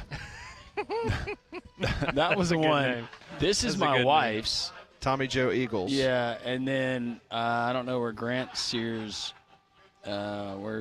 beard is, but it's on down there. But yeah, you don't celebrate the early wins until you look at some of those other brackets, like random dude the other night or last night that had Houston. So we were at the Abbeys the other night, and we're sitting around the table, and so everybody's like freaking out, talking about, okay, well, if this happens, if that happens, hey, Pat, you're in second or third place. And I said, no, I'm not. They go, yeah, you are. I'm like, no, I'm not. I thought that was you. There was someone in the pool that was going by the name Smith, but look at my names. See, I threw all y'all off. I change my names all the time. Jayhawk James. Where'd that come from? Jayhawk James? And then I was Tar Heel Tony and Bruin Billy. See, I would have thought Patty the OC. Like, that one would have applied. Yeah, that's right. So, see, those are the 2 brackets that I threw in just for, what, giggles? Yeah. When we were at Twin Peaks. That was Twin Peaks. Remember that? Yeah. Remember that? I got in on that last one. Yeah. Governor Morrissey. Wow, why not? Let me throw another one in there. I appreciate you throwing those in there, Pat. Yeah, just aided to your grocery fund. That's right. Thank you very much. At your house. I told my wife to step up her game. I was like, Paige won this thing. What are you doing? Oh, well, now because she won the bracket last year that I did with our friend group, and so she's riding high right now. This is what's impressive. The Suits wife finished in 8th place. Have you already spent the money? I have, yeah. She's not going to touch it. She's not going to touch it? No, well, she's already out of town. Oh. She's in College Station? Yeah. I'm not going down until Friday night. So, Molly, Weekends. what did you end up finishing? You had 2 brackets, I correct? have no idea. I gave up after the first weekend. So I don't. What's your handles? Hingle McCringleberry. Oh. Hinkle McCrinkleberry. Yes, Molly. Well, you what didn't. a name. You didn't finish last, Hingle. No, you Okay. finished 61st. Oh, Hingle sweet. McCringleberry. That's McCringleberry. awesome. That is awesome. Now, what was the other one? You had 2. I don't even remember. Oh, look at the suit. I took Suit names finished 54th. from Wow. the Key and Peele sketch. Yeah, I know. Yes. I know, it's awesome. So whatever the other name I picked. I'll is be in Ty there. Royal Smoochie Wallace. Maybe next year. I'll that's make what that it one. was. That's you picked the wrong name. So Jackson Haney finished in second place behind Paige. Well, that's not Oh. surprising that one of the Haney clan was going to find a way to almost pull it out. They win everything. All right, I got to find out where. I think I did pick Tyrell Smoochie Wallace for my other Let's name. see. I can't remember. I can find this. Crinkleberry. That's a good one. Finding out where Molly's. Well, last night, when the game ends, I'm sitting there, man, I picked Florida. I'm going to get 32 points. I'm going to finish maybe in the top 10 overall, and I think I finished like 27th because, as Pat said, half of our pool picked Everybody Florida was to picking win. Florida. You had a lot of Duke. You didn't have very many Houstons. No, there were a few Auburns. I think maybe 2 or 3 Alabamas, and that was about it. But, yeah, a lot of Florida love, and, hey, we were all right. You know what? The team that was playing the best at the end of the season that ran through the SEC tournament, they won the national title. Shocker. Molly, your other one finished 47th. So you finished Sweet. 47 and 61. I'll take it. Yeah. And your friend from Nebraska, 40-piece Kisei, finished Casey. whatever, finished 20th. Sweet. Wardam Don Don finished 18th. Who let him in this That's contest? respectable. Yeah, Very respectable. For Don Don, that's not that bad. Oh, and that's bold because that means he picked Florida. He didn't even pick his own Auburn Tigers. He must have picked the Gators. Let's see who he picked. What did I just say he finished? 18th, something like that. He had Florida winning the national I championship. know. Look at him being unbiased. His Final Four was Florida, Duke, Auburn, and Tennessee. You got to pick with your head, not your heart. I was so unbiased, I had Alabama losing in the national championship game. By the way, didn't quite get there, the but transfer portal is active, and Kentucky and Mark Pope, they have found their big man. yeah, unfortunately, looks Jaden like Quaintance. oh. Arizona State big man, 6'10", former 5-star recruit who averaged almost 10 points, 8 rebounds, and 2.5 blocks per game, according to our friends at On3, has chosen the Kentucky Wildcats. So they struck out on Yaxel Lindeborg. That was one of their top targets. Kentucky fans thought that they had sealed the deal, but apparently it's either Michigan or potentially the NBA for Yax. But they get their guy, Jaden Quaintance. So it was interesting talking to Chris Stewart about Mo Diabate. And that one surprised me just because of the way he was utilized. And I was reading some of the Kentucky websites this morning. I mean, they said, okay, this is an okay pickup. Are you kidding me? No, they were like, yeah. If you go to Kentucky Sports Radio, the On3 site, if you have access, you don't. I'll give you access to it. But yeah, they were. They just said it was a nice pickup. I mean, they did not go on and on about, man, this was a huge pickup. Diabate averaged 7.2 points, 5.9 rebounds, 1.1 assists, 61% from the field, 46% from three, 61% from the free throw line. He did score in double figures on 13 occasions, including 4 times combined in the SEC and NCAA tournaments. They just said it was a nice piece to what they're trying to do. This was not like one of their crown jewels, which honestly surprised me. Well, they got to see him a lot when they lost to him 3 times this year. Yeah, they also pointed out that he only averaged close to 8 points in the 3 games. Like one game, he only had 4 points. He did. He had 13 in the SEC tournament and then 4 in both of the regular season matchups. they pointed that out. Well, so, I'm sure that I know you're upset because Diabate's not with the Alabama Crimson Tide, but I just find it funny. It's kind of like that arrogance is starting to slip back in to the I guess Lexington, we'll take your Kentucky. sloppy seconds. I guess we'll take him. He's going to be a really good player for Kentucky. No, those are 2 good gets for Mark Pope. The Jaden Quaintance kid, I think he was originally committed to Kentucky, and then Cal bolted for Arkansas, and then he decided he was going to go and. I mean, Pat, can you blame him? He went to Tempe for a year. No, I don't blame him at all. Go enjoy that lazy river, baby. Oh, man, yeah, he was the Was this last year's class? Yeah, he was according to 247 at least, he was a top 10 player in the class. Yep. 5-star, number 2 center. That's remarkable. So Kentucky, they can get some guys, and it looks like they have. Maybe he can play defense. I think Mo Diabate, he can play defense. He can. They need to get better on the defensive end. I think what Mark Pope did, actually, in taking over when he did a great job this year. No, I agree, and I think you saw that offensively they were incredible, and now with Diabate and Quaintance, I think you're kind of seeing them, all right, we got this offensive thing figured out. We got to shore up the defense, right? Because similar to Alabama, when Kentucky was hot, they were hot, but you can't be giving up 95 points, 100 points, and still finding a way to lose those games when you're as high scoring as they are. So good for Mark Pope. Good early impressions for next year. I saw where Stephen Pearl was quoted in saying that basically the same thing that Tahad Pettiford had told ESPN, that if he was not going to go to the NBA, that he would be back at Auburn. And we kind of speculated yesterday what kind of NIL that would cost Auburn. Yeah, I would think it would be north starting of at $2 million. Because you said talking San Antonio that guards were going for $3 million. Well, there was an elite guard that reportedly went for $3 million, but there were people reacting to it like that was the new market for elite guards in this year's cycle. You mentioned Auburn, and they've got the JUCO player that's going to be coming in, the number 1 JUCO player in Bashir, whose brother last night chose Kansas State. There were some people wondering if his brother was going to come and play at Auburn. He is not. Chad Baker-Mazzara teasing the return. Pettiford is up in the air. I think Chaney Johnson still has the option to come back. Ja'Kai Howard is out. We know the guys that are graduating or have expired their eligibility.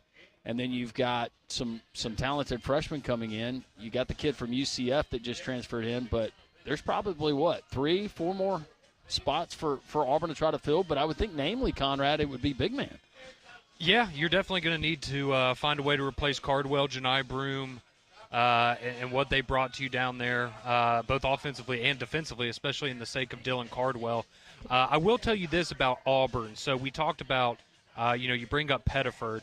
So there was a mock draft that was put out by Jonathan Givney. He does ESPN's NBA mock drafts, and he put one out this morning after the NCAA tournament.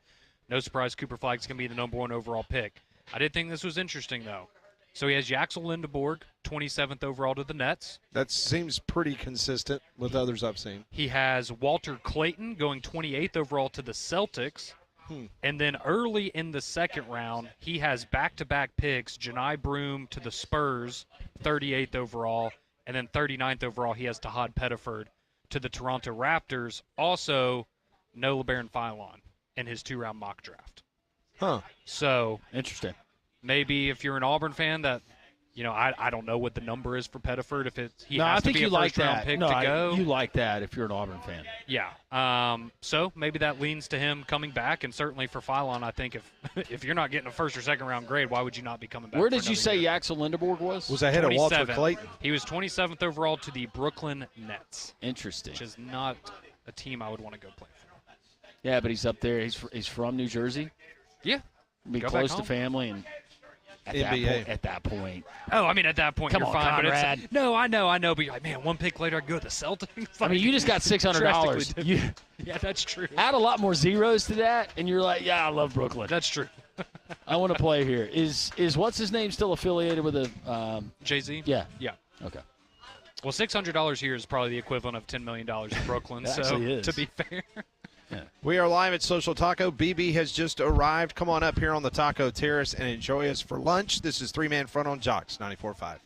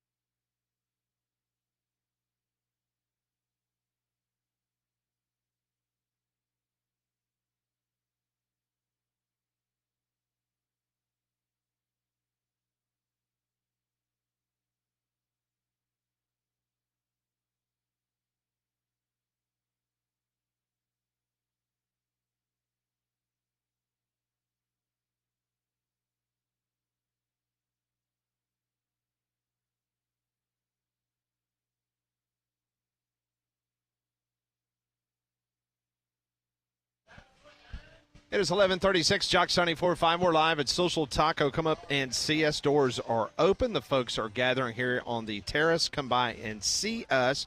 A reminder tonight: the Braves back in action. 6 o'clock right here on Jocks 94.5.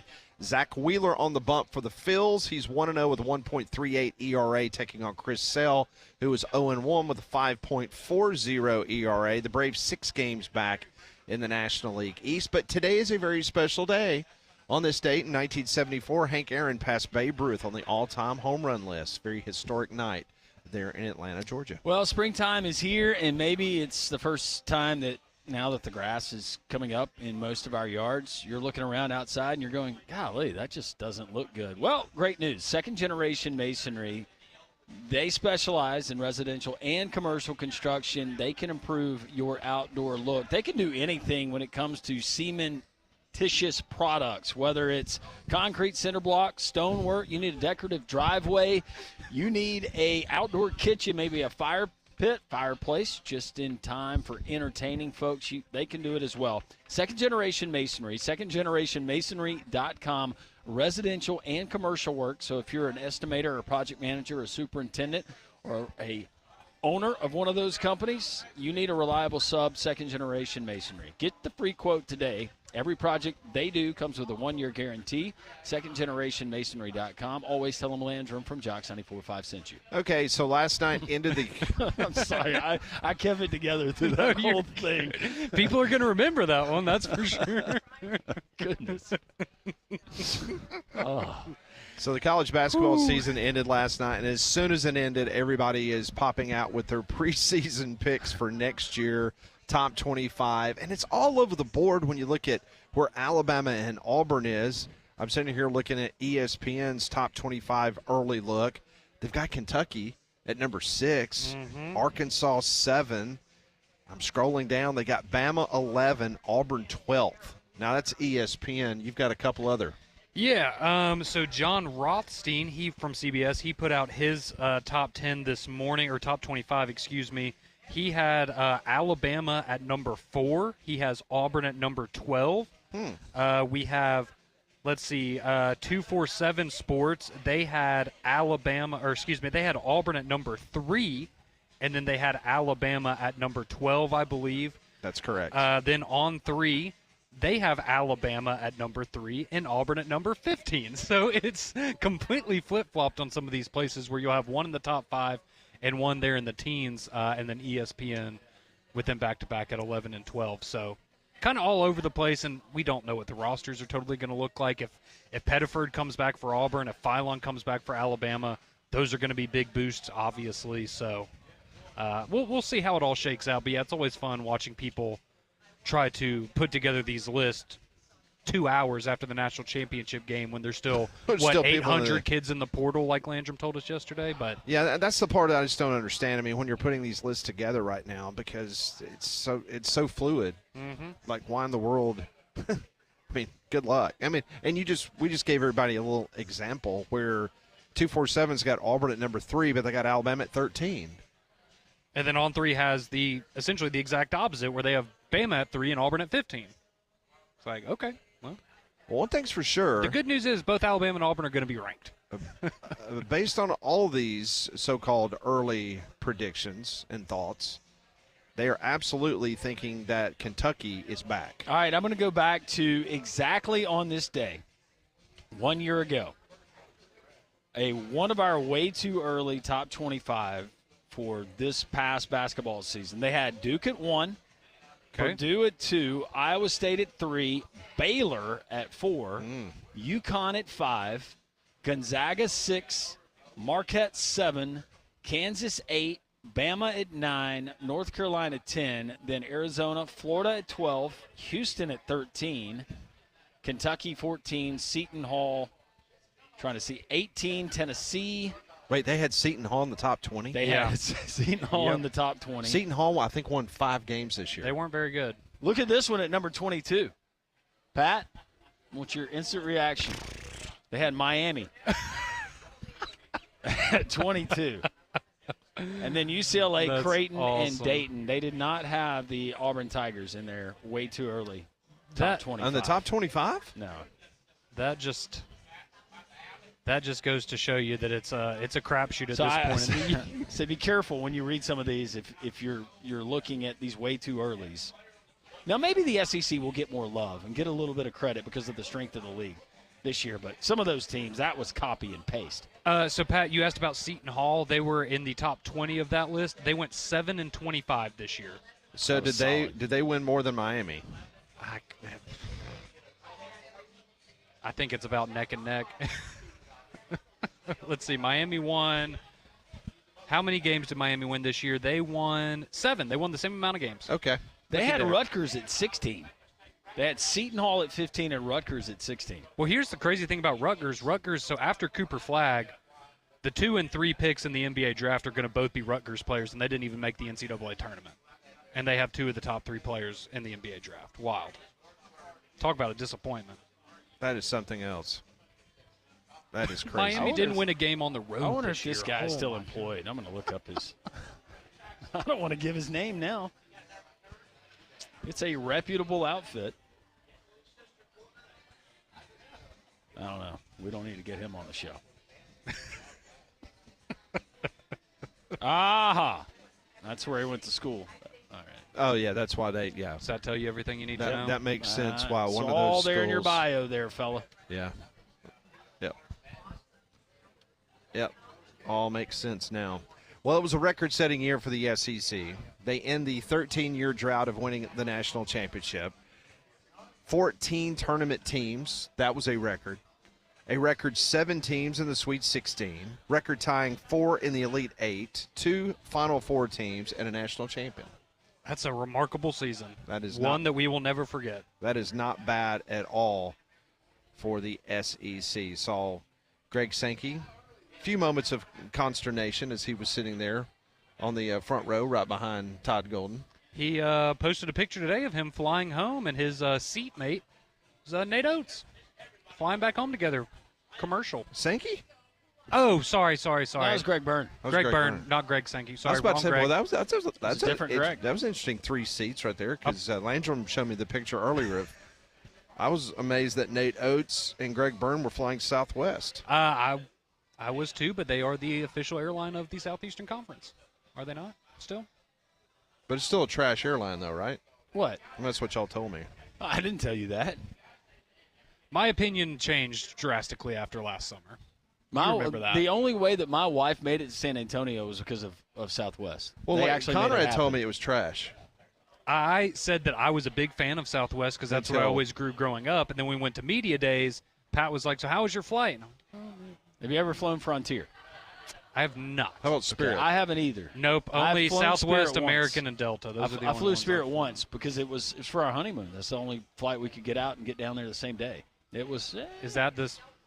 You're gonna be a little scared up there? No, it's not scared. It's bare bones. It's like getting on a cheese wagon and going to an event. Molly, did y'all have a good experience with Southwest over the weekend? For the most part, I mean, keep in mind, like Texas and Oklahoma, they were getting some really bad weather too. So we were delayed like 7 hours. But again, it's not anything that was Southwest's fault. It was mainly Mother Nature. And I will say they did, because we had to rebook one of our flights, they did give us like I think $100 to use towards another flight. Okay. So did you have to check your bags though? No, we did not. Because I thought they had just changed that to where you now have to pay to check your bags on Southwest. I think that starts in May, if I'm not mistaken. Okay. I mean, I rarely check a bag when I go somewhere. I didn't check a bag this time, and it was great, except for when I had to check it because the flight was so full. Then that's a little bit frustrating. Yeah, that's when American Airlines lost my wife's luggage. Oh, like they didn't have any more room in the overhead bins, so you had to put it under the plane? Remember the fiasco? Oh, yeah. That's annoying. Yeah, that was complete BS. What's really frustrating is when we have a carry-on and then your stuff's in there and they're like, hey, we're going to have to check it, and then you get delayed in the next airport and you get an email that your baggage has arrived at your destination at Shuttlesworth 4 hours before you do. Well, that was just the opposite. So when Leanne went from here to Charlotte and then Charlotte to Louisville, they did not put her carry-on on the next plane. So she gets to Louisville, and she has nothing. Yeah, that's not ideal. For days. And then they want to give her a $25 voucher for her trouble. I said, We have a don't. great selection of T-shirts. I said, don't allow me to get on the phone. You don't want me on the phone. At least they Because took that- care of Molly and her family. Yeah, They that, did. that will not. This end is going to well. be one that they record and they play back for training purposes. Yes. And you know what? I'll raise my hand. I have had that experience. It was several years ago, but I'm pretty sure our friends at AT&T used that one in training. Oh, I was hot. We're live here at Social Taco. Come on by and see us. There's still room available here on the Taco Terrace. Come on up and have this brand new menu, Landrum, that Taylor, you saw Taylor in San Antonio. He was down at the Final Four. He but was. Man, this menu that they debuted last week has been a rock star so far. Oh, you got a great menu. I'm going to tell you more about the items. Just one of the few things that they're featuring. They got the smoked wings now. So you can enjoy smoked wings here at Social Taco, but also the buffalo chicken pizza, other great things that we'll tell you about. But just get in here. We're up top in the Taco Terrace. Love interacting with all of you. If you can't make it before 2 today, it's going to be nice patio weather as it's warming up outside. I think we're going to hit mid-60s at some point today. But the half-off happy hour, Monday through Friday, 3 to 6, half-off appetizers, drinks, and so much more. Our friends at Social Taco, right here next to City Hall, socialtaco.bar for more information. Join us. Come on by and see us. We'll be here until 2 o'clock. This is 3-Man Front on Jocks 94.5.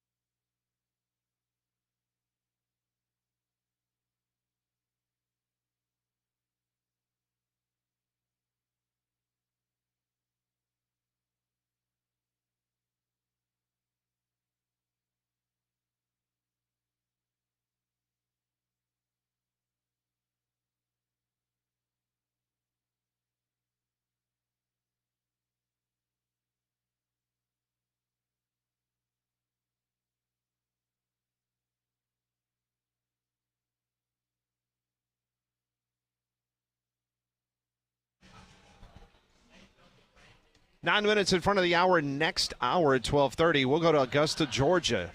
Got a little golf tournament going on this week. We'll talk to Doug Bell from PGA Tour Radio. He will join us next hour here on the program. You know, owning a home is great, but it can come with its share of headaches at times. Some of you out there have foundation issues. Cracks have started showing up. Those doors and windows won't close right.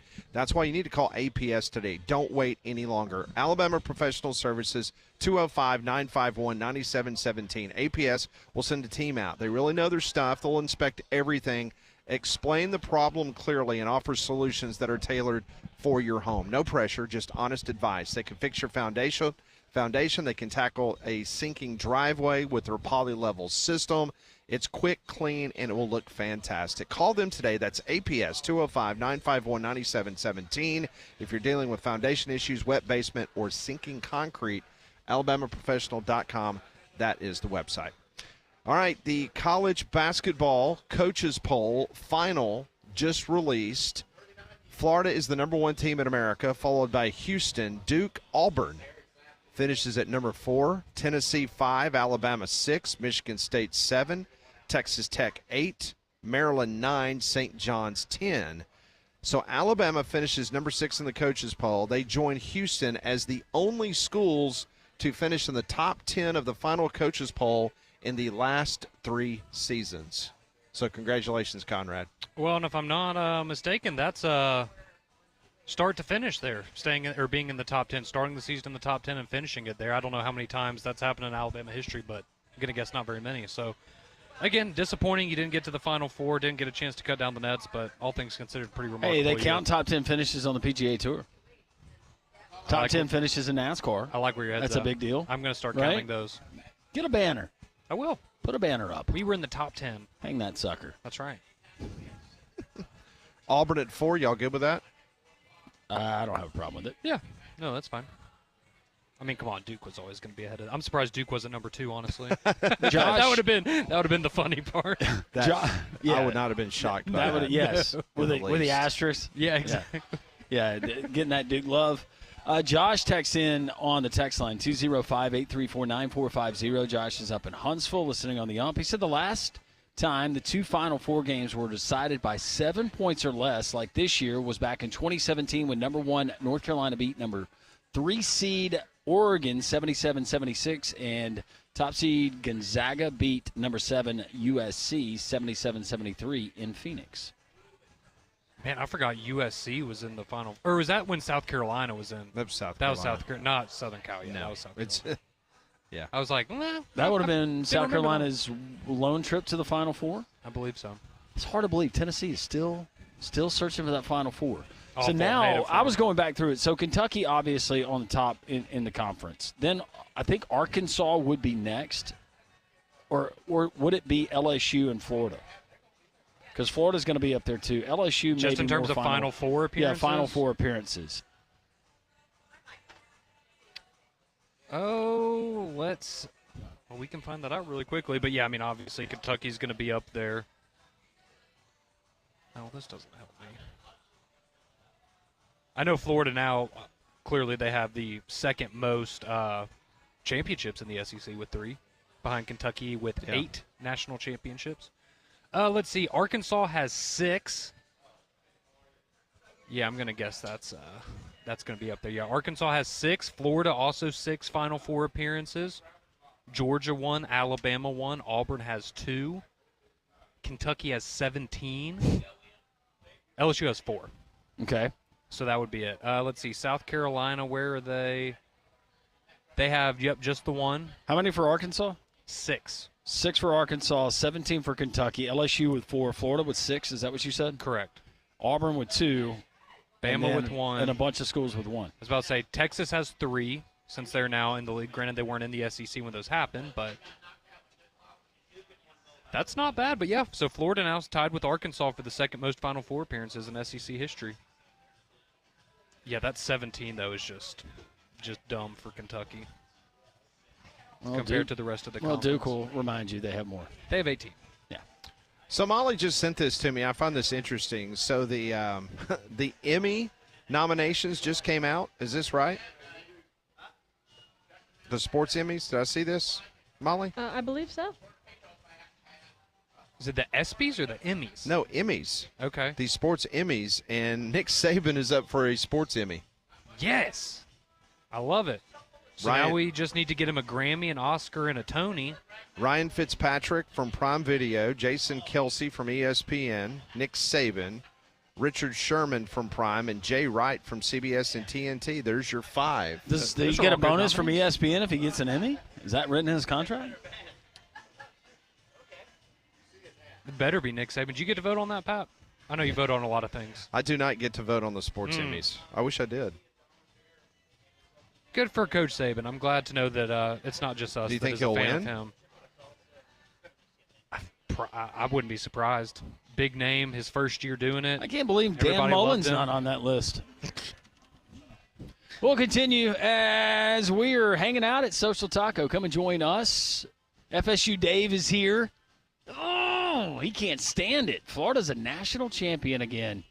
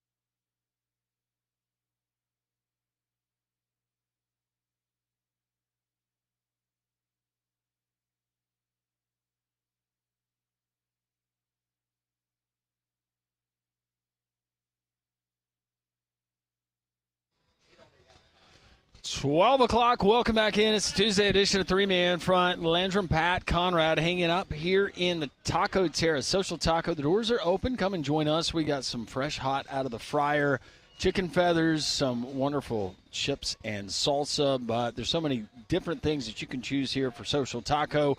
Tell you more about all the great specials. Don't forget about brunch on the weekends, 10 to 2:30 on Saturdays and on Sundays. The bottomless tapas brunch. SocialTaco.bar. for more information. So I just saw the UFL television ratings for last week, and Birmingham, Michigan was the most watched game in UFL last week. 659,000 people watched it. It's still below the target of 1 million. But I would say a Final Four weekend, and that coming on a Friday night, I think Fox is probably okay with that. Yeah. I mean, Friday night is your most watched UFL game.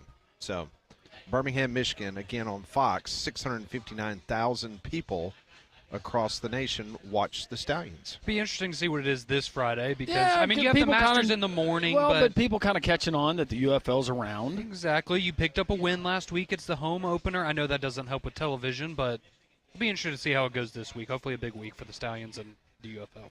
Well, it is a big weekend for the Alabama Crimson Tide football team as they will end spring practice this weekend.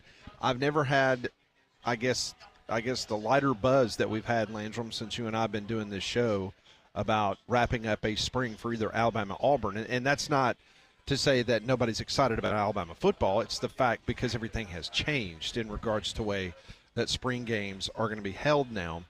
But Bama OC Ryan Grubb, he did an interview with ESPN, and when he was asked about the clarity at the quarterback position, he says, I think we've got 3 really, really good quarterbacks, and I mean that.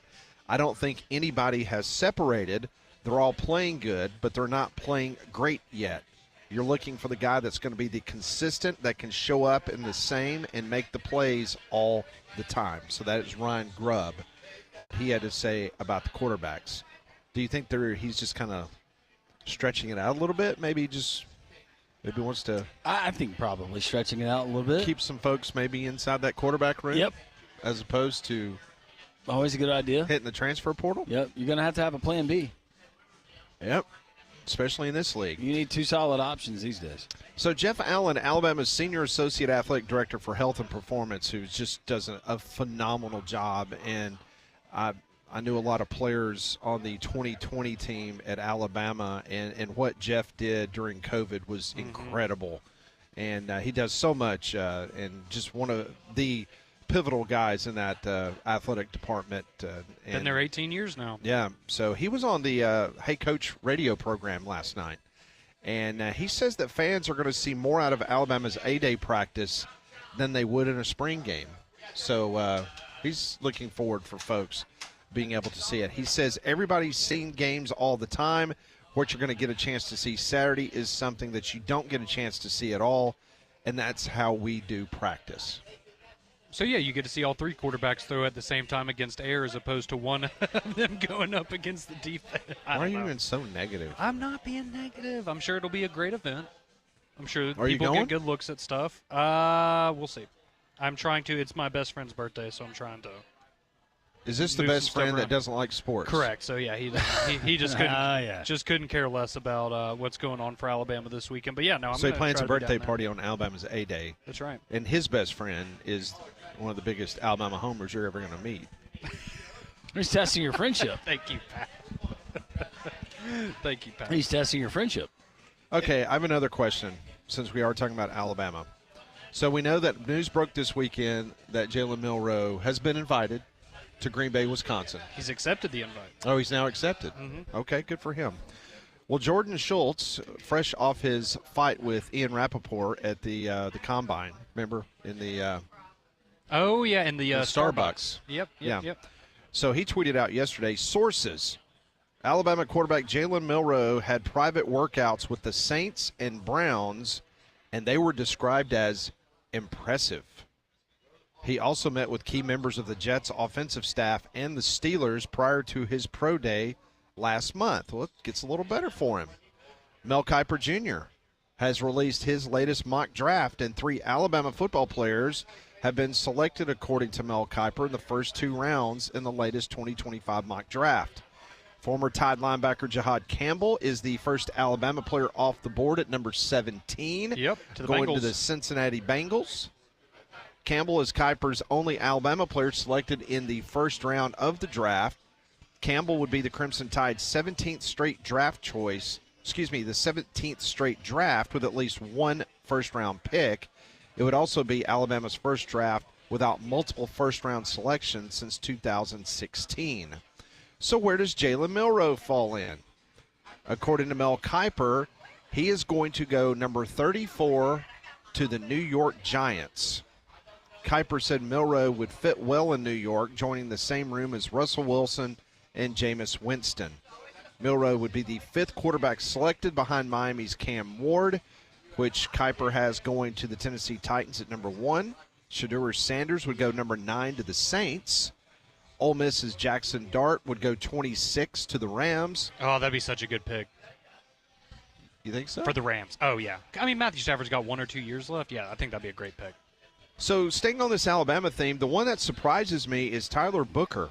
I mean, this is a guy that for whatever reason, he has fallen off the charts going the other direction. He's now listed at number 47 to Arizona. This was going to be an absolute consensus mock draft first-round pick. Yeah, I don't know what the deal is with his draft stock, and maybe it's just because there's more of a premium on the tackle spots, and so teams are, not as likely to go and take a guard in the first round if they can go get some help on the outside. But yeah, that one's a little bit of a head scratcher for me. But that's a guy that regardless of where he ends up, I'm going to be shocked if he does not have a successful NFL career because of his talent and his mindset, and that's a guy it's easy to root for. So yeah, surprising. So what do you think? I mean, what are we missing here on the Milroe front? It's what we've talked about all along, man. It's the ceiling in terms of why a team would, or why he is a potential first-round pick, or why he would be an early second-round pick. It's all about the potential. You look at some of these quarterbacks that come out of college. I mean, would you be excited if your team drafted him? It would depend on the situation, but honestly, probably not. No, I don't think I would be either. But I look at it like this, okay, and I know it's different draft classes, things like that. Coming out of college, would you rather spend a first-round pick on Kenny Pickett or Jalen Milroe?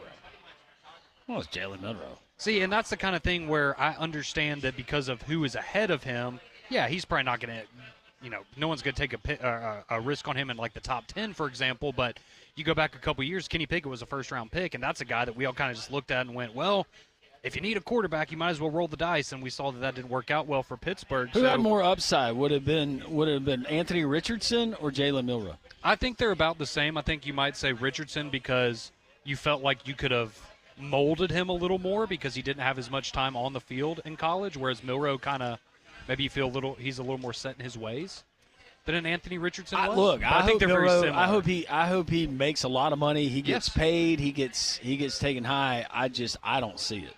I don't either. I don't think a lot of Alabama fans see it. And the Giants it's better than the Browns, but it's just an interesting situation. Again, we talked about that quarterback room with Russ and Jameis and Milroe, what that would be like, but also, that's just a tumultuous franchise. But Brian Daboll, a guy that's a great offensive mind, obviously, very familiar with how things work down there in Tuscaloosa from his time there. So it'll be interesting to see how it all plays out. But, I mean, again, if the NFL is inviting you to the draft, to attend the draft, and you are accepting that, there is a strong, strong belief, not a guarantee, but a very strong belief that you are going to be a first-round pick. They don't just throw those out there for any player that wants to attend.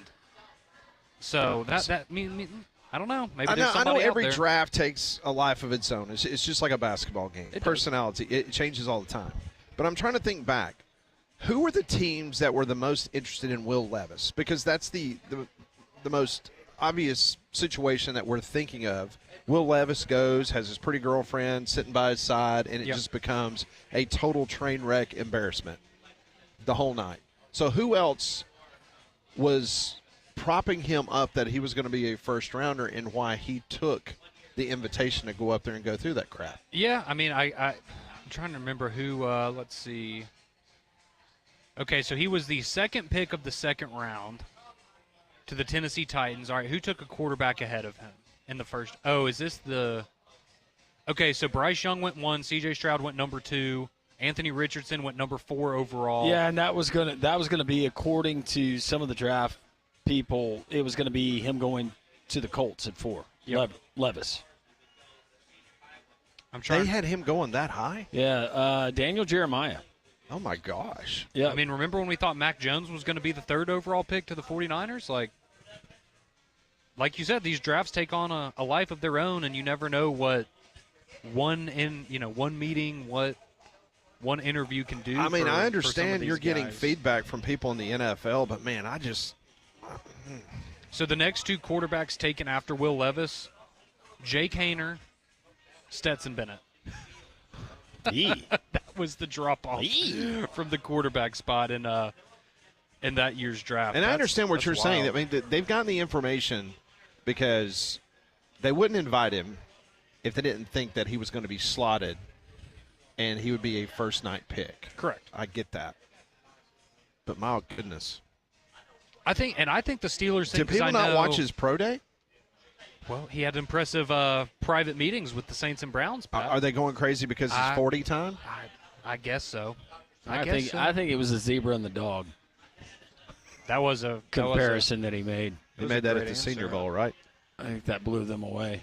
Well, and I will say because I was looking at Kuiper's draft this morning, and one of the things that he noted in there about the Steelers was, well, I'm not going to make a pick for the Steelers at quarterback until we know what happens with Aaron Rodgers. I think even if they get Aaron Rodgers, you're still looking quarterback there. So where are because we you're at not on going to that? get him for more than What a is year the or two. latest on that? It's Aaron like, Rodgers. It's like, well, I understand that, but it's like it's fallen completely off the radar screen. Like I'm not seeing anything on that at all. Let's see. This says Aaron Rodgers' decision expected before draft. Let's see. That's mighty nice of him. Let me get around to it. Yeah. That's going to make the people in Pittsburgh really happy. So the other day, so Mike Tomlin, they had the NFL owners meetings in Florida. He was asked about Aaron Rodgers' meeting, and he said, we had a really productive day. That was all he said about Aaron Rodgers. He says, we'll see where it leads us. Don't have any new updates in the process. I mean, do you get the feeling that Pittsburgh wants him, or they wouldn't be having a conversation? Well, I feel so now it's all on him. Yeah, and I think it's more of a maybe not even necessarily they want him as much as they need him. No, I mean, they need him. Yeah. If you watch that position and that franchise for the past few years, they need him. Well, and that just doesn't strike me as an organization, and Tomlin doesn't strike me as a coach that's going to let this drag on unless it's now you've added you've added weapons. If you've made a concerted effort to try to have a more explosive offense, get somebody who can throw him the football. No, I absolutely agree, but that's why, even if Aaron Rodgers does end in Pittsburgh, I do not agree with Mel Kiper's assessment that takes them out of the quarterback running, whether it's Milroe, Jackson Dart, or someone Going else. back to some of the mock drafts from yesteryear, Will Levis, this one guy that was a draft analyst with the NFL.com, had Levis going number 2 to the Texans. Instead of C.J. Stroud. Yeah, C.J. Stroud going number 4 to the Could you Colts. imagine? He had Bryce Young going number 1. Oh, my gosh. I'm trying to see. He did have Will Anderson going 3rd to the Cardinals, and I can't remember. Was that a trade situation? For who? Sorry. For Will Anderson. That was where they had who? Oh, what was that trade that they had made? I'm trying to remember who. It was from a former trade though, where they had the number 1 and number 3 picks. Yes. I don't think it was Tunsil. How many games has Will Levis played in his career? Because I have I'm hoping that this stat is going to fit my narrative, but I got to find out how many games he's played in his career. That one certainly didn't work out. I guess we should have known with the whole mayonnaise thing. Okay, so Will Levis, 21 career games with the Tennessee Titans that he's played in. How many turnovers do you think he has in those 21 games? 16. You have a guess? 21 games. 21 games, 30. 33. Jeepers. 33 turnovers in 21 games. Wow. He's trying to be the next Jameis Winston, man. And he was a mock draft number 2 pick. I mean, I remember going into that season, there were some people that thought Will Levis was going to push for or be in the mix for the number 1 overall pick with Bryce Young and C.J. Stroud. Unbelievable. It's a wild world we live in. Yeah. We are live at Social Taco. Come on by and see us. We're located right up here on the Taco Terrace. Rob from Helena just stopped by to see Conrad. Him and Conrad always have some very fascinating conversations between those two individuals. Why do y'all hold hands when you talk close? That's very weird. It helps me hear better. Oh, it does? Yeah, it's something about the sound waves. It calms your nerves. Yeah, that's right. We're live at Social Taco. Come on by and see us. This is Jocks 94.5.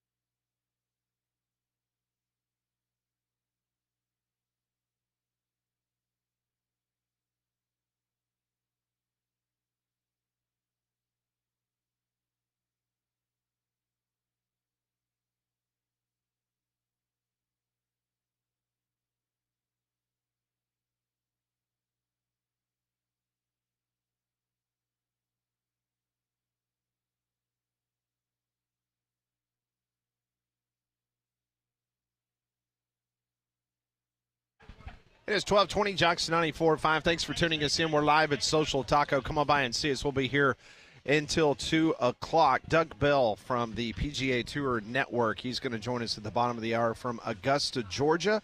We'll get his thoughts on this upcoming tournament there in Augusta, Georgia.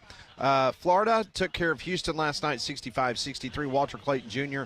finished the game with 11 points, all in the second half. But he's going to be remembered for his tight defense. This is the way it sounded on the Houston Cougar radio network. Looks to get it in and does to Uzan. Uzan hands it back to Cryer. Cryer across the timeline with 15 seconds. Cryer between the rings with 13. Cryer, right wing to Uzan with 9. Uzan off the screen, picks up the dribble to Cryer, right wing with 7. Cryer to Sharp. Sharp thought about the three, didn't put the foul. Francis Condon dives for it. He's going to hold on, and Florida wins. Sharp left his feet, couldn't touch the basketball again. Condon dove on it. Florida wins the national championship. That's the way it sounded on the Houston Cougars radio network from Learfield as Houston loses a heartbreaker last night to the Florida Gators. My question is, why didn't he just touch the ball? Oh, I know. And then it you would have be been a turnover, and then you could have fouled. And if Florida goes 1-1 on the other end, it's a 3-point game. Yeah. I'm right there with you. But in the moment, I think you just panic so much that you don't know what to do. And clearly his teammates weren't prepared for that situation. And I also thought that Condon was going to get called for traveling. Oh, when he was on the floor with the ball? Well, he only got called for traveling 4 times in the game last night, so that would have been 5. But ultimately, it worked out. It was crazy. Only 4 total fouls called in the first half. 25 fouls were called in the second half. Gators trailed by 12 with 16 minutes left. It's the 3rd largest comeback in national title game history. It's pretty interesting because Florida's the first team in the modern era to win the national championship without a top 100 recruit. Gators were a plus 6,000 to win the national championship in the preseason. First team since 1997, Arizona, to win the national championship after failing to cover the Vegas spread in their first 2 games. And speaking of Vegas, favorites finished the tournament 50-13. So only 13 total upsets in the NCAA basketball tournament. That is a 79% clip for the team that was favored. 35-28 against the spread were the favorites. Chalk holds. That's 56%. Unders went 37-25-1, so they hit at a 60%. Are we talking clip. about the NCAA tournament or the Big Ten tournament? So we're talking about the NCAA tournament.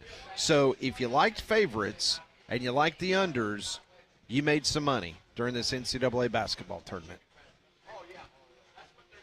And who's to say that it doesn't continue? That's why I took Florida last night, Yeah. -1, and I took the under. So I won both. Yep. I asked Chris Mack, I asked several other coaches when I was in San Antonio last week at the Final Four, do you think this continues?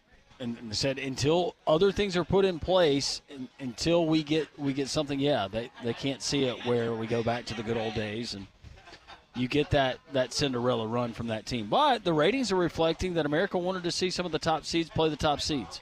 Well, and I think we've talked about it before with, in years past with the Cinderellas where everyone likes a Cinderella until they make it too far, right? And then once you get into the Elite 8 and Final Four matchups and you have a dud because some 10 seed found their way there and now they're overmatched, that's when people start to check out. So it is interesting, like you're saying, that well, on the first weekend, you want those upsets. You want those buzzer beaters of the, the 12 versus the 5 and things like that. But once it gets down to brass tacks and you want competitive basketball at the end of the tournament, that's what we got. And listening, I forget who it was I was visiting with last week and saying that he doesn't consider a 5 and a 12 an upset. An upset. He said you've got a conference champion that's generally pretty good. That's why you go back and look at some of those 12 seeds that we've had over the years. There's no reason they should have been a 12 seed, but because of the conference that they play in, they get put as a 12 seed. So more parity, more of the elite continuing to get more elite. That's probably what we see in college basketball. That's the sport that it seems like it's affected the most so far. I agree. So, Molly, our poll question today on Twitter had to do with a question that we discussed yesterday in Pat Ponders. Yeah, so which SEC head basketball coach should be considered today as the number 1 coach in the league? Should it be Coach Cal, Todd Golden, Nate Oates, or Bruce Pearl? And right now, Todd Golden is winning with 39%, Bruce Pearl with 33%, Nate Oates with 24%, and Coach Cal only with 4%. That is... Why are you laughing, Landry? I don't know. I was just imagining his reaction to Molly reading him being at 4%. The poll results. That's wild to me. I'm sorry, what? Now, if he was in last place and they were all neck and neck or whatever, like the other 3 are pretty close, sure. But to have him in last by that much, I think people are voting based on the fact they don't like him. More so than the fact of what he's accomplished in his career because, he's won a title. He's been to multiple Final Fours. He's played in 3 national championship games. Does Todd Golden annoy you? Does he annoy me? Mm-hmm. Oh God, no. Can't go there. No, he does not. Okay. There were a lot of jokes last night about his off season and having more free time. Yeah, the first thing I thought of as they were getting ready to start cutting the nets down, I was like, man. That your old USA TV series? No. Oh. No. I was thinking of whoever the investigator was at the University of Florida for his case. They should probably get a bonus. Yeah, I think they will. For being able to find him not guilty. It was. You think he diverts his $150,000 bonus he got for winning a natty last night? to Title IX? To that sleuth? to Title, or to Title IX? To Title IX. Just make a donation there? Yeah, she probably wouldn't want me to share this, but last night we were watching the game. No, she didn't say she had a crush on him, too. Well, at first she goes, "Oh crap! Oh, who's this Florida coach? He's not. He's kind of. Who would have thought that she'd handsome. be like hot for all these college coaches? Well, that's what I was like. Apparently, she changed her hair color and she had a pretty dress on at the press I conference. know yesterday. that's what Pat sent me. I guess she's going to be disappointed when her flight arrives. But no, we were watching the game and she was like, oh, he's handsome, whatever, blah blah blah. And then a little while later, wait, who's she talking about? Todd Golden. Oh, and then she goes. A little later, she's like, never mind. I changed my mind. And so I go, well, let me tell you this story about something that happened this offseason. And she was out at that point. And now Pat's, Lord knows what he's writing down on that piece of paper right now. But yeah. So she changed. She changed her mood real quick Okay. after I filled her in on some stuff that, yeah, based on the investigation, did not happen. Yeah. Yeah, and I mentioned that as well. I saw that. I mentioned that as well. I don't think she cares about hygiene. Oh my God! Stop. She's married to him. Well, that's true. Right? That's very true. We're live at Social Taco. We're going to go to Augusta, Georgia next. That's Doug Bell from PGA Tour Radio is going to join us. We'll talk some Masters. We'll get a little bit of civility back on this program. This is 3-Man Front on Jocks 94.5.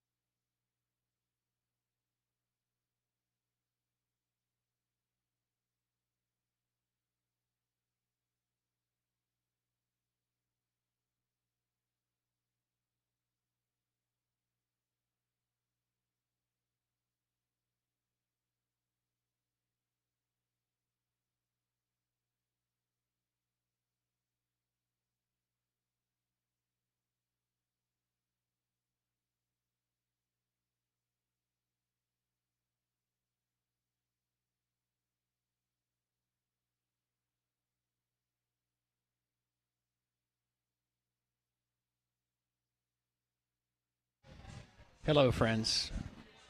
We welcome you back into Social Taco here on this beautiful, crisp spring day here in Birmingham, Alabama. SocialTaco.bar for more information. Doing my best golf voice. Inflection, was it on point, Pat? It was.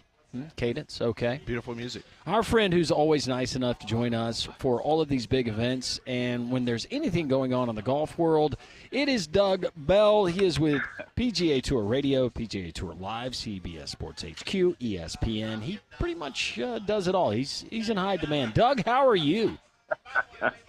Lander and Pat, great to be with you guys. Lander, when you came on with that music and that voice, I was like, who is that? I know the voice, but yeah, your inflection was awesome. Well done. Get used to it, Doug. My contract runs through 2036, according to whatever reports we got last week. How are things in God's country? It sounds beautiful over there. Well, it's incredible. Yesterday was a complete washout. It rained all day, and they closed the property at about 11 o'clock yesterday. But today, you're right, it's God's country. The sun is shining. It's about 70 degrees. And, every year, and we talked about it on your show, but every year when you come to Augusta, and I know we've had a lot of big events leading up to this one, but when you get to Augusta, it's like, okay, here we are. It's reset, right? Baseball season's underway. Final Four and the national championship was decided, and now the Masters reached for the rest of the spring into the summer. It's my favorite time of year. All right, so let's talk about the field, Doug, and let's start with who Las Vegas, and most insiders will say should be the favorite this week, and that's Scottie Scheffler, two-time winner of the Masters. What's his game looking like right now, in your opinion? Is he one that we will see on Sunday on the top of that leaderboard, or at least competing in the top round? Well, Pat, he's playing with Justin Thomas and the U.S. Am champ, the young guy from Spain, the first 2 days. His game is trending. There's no question. 2 weeks ago, finished in Houston, one shot out of the playoff. So hasn't won yet, which is a little unusual for him. Was set back by that injury around Christmas when he cut his hand. But he looks great. Obviously, he's won 2 of the last 3, so he loves this place. His game sets up for Augusta for all the reasons. Hits it long off the tee, high iron shots, great lag putter, short game is impeccable. So, Pat, he's the favorite for a reason. And everybody asked me, he goes, would you take Scotty and Rory and Xander or the rest of the field? They're the top 3 guys in the world, and I would take the rest of the field. I think it's more wide open than it's been the last few years. I love Scotty. It's just hard to win when you're the favorite. Doug, so I wanted to ask you, kind of in the opposite direction of what you were just talking about there with Scotty and Rory and Schauffele and some of those guys there at the top. Who are some of the maybe underdog picks, guys that maybe aren't at the top of the odds leaderboards and maybe even not a favorite to win it, but when we're talking about guys that are going to finish in the top 10, the top 5, maybe be in it on Sunday, who are some of those guys a little bit down the odds board that you think could have a big weekend in Augusta? Well, I love that question, and the first thing that comes to mind is Nick Dunlap, the young guy, formerly University of Alabama, who's now in his second. 400 to 1, guys. 400 to 1. Ooh. So you might as well go put at least $10 on Nick, right? And Davis Riley, by the way, another University of Alabama guy who won last year, beat Scottie Scheffler at the Charles Schwab at Colonial. He's 550 to 1. So those are outlandish odds, and I don't think they're going to win, but they're pretty talented guys. But to answer your question, here's who I like. Sepp Straka, who, by the way, lives in Birmingham, he and his wife, and they have a beautiful little baby. And he won earlier this year at the American Express. He's won 3 times now in 3 years, was on the Ryder Cup team, University of Georgia guy. Sepp Straka, I like him, guys, as a pick to win. He is 60 to 1. And I think those are incredible odds. And listen, he's played in the Masters now. This will be his 4th Masters. So he knows how to navigate this golf course. And Daniel Berger, a guy who went to Florida State and was successful a few years ago, had back surgery. Now he's 100% healthy, and he's trending. I love that word, but in golf we use it a lot. He's trending. He's 100 to 1, guys. So you got Sepp Straka 60 to 1, Daniel Berger 100 to 1. I'm just giving you some inside stuff. I want you guys to be happy at the end of this week. Perfect. Yeah, I love it. There you go. I'm writing all of this down, by the way. We have our Masters pool. We're all writing these names down. We're drawing tomorrow, Doug, so this is very informative. Doug Bell joining us live from Augusta National. Of course, we've got the Masters coming up this week with first-round play, hopefully, fingers crossed, beginning on Thursday. We always get slight tweaks, never really major overhauls to Augusta National. Doug, can you update us on even the slightest of tweaks that the members and the tournament have decided to implement? Well, the hurricane came through, and it came right through Georgia, and it took a lot of trees down.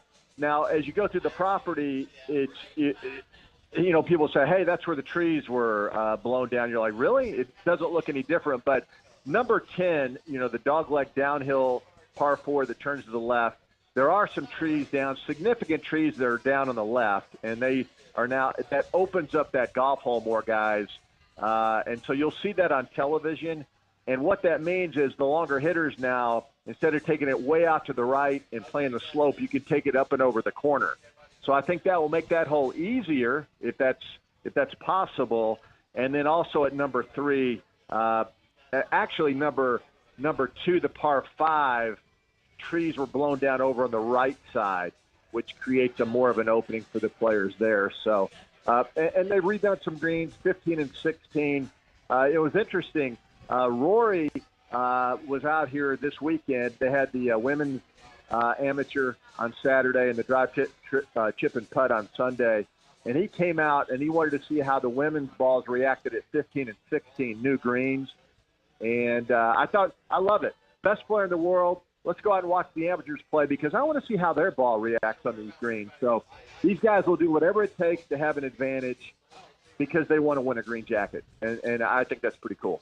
We're talking to Doug Bell from PGA Tour Radio. Also, you can see his work there at CBS Sports HQ. All right, so let me ask you about Jon Rahm. Is he at a disadvantage not competing on the PGA Tour? Pat, I think so, and I've said this. And listen, last year I would say that on various shows or whatever, and people would say that's ridiculous. I mean, just because you're just an anti-live guy, but I really believe, and it was on display last night in the basketball game as we kind of draw a parallel. Florida showed a lot of grittiness, a lot of toughness, and they've been in so many close games throughout the year in the SEC. It served them well in the Elite Eight, Final Four, and ultimately the championship. They've been there before. And I think all these guys on the PGA Tour, when you play tough competition a lot, and Scotty Scheffler and Rory and Morikawa, all these guys, Xander Schauffele, Justin Thomas, I think they're more ready to play and be gritty when it gets tough than a guy like Jon Rahm. He was in the press room today, and I always enjoy listening to him. And he talks about his game's in a good spot. How do we know? They play limited tournaments. They play 54 holes. There's no cut.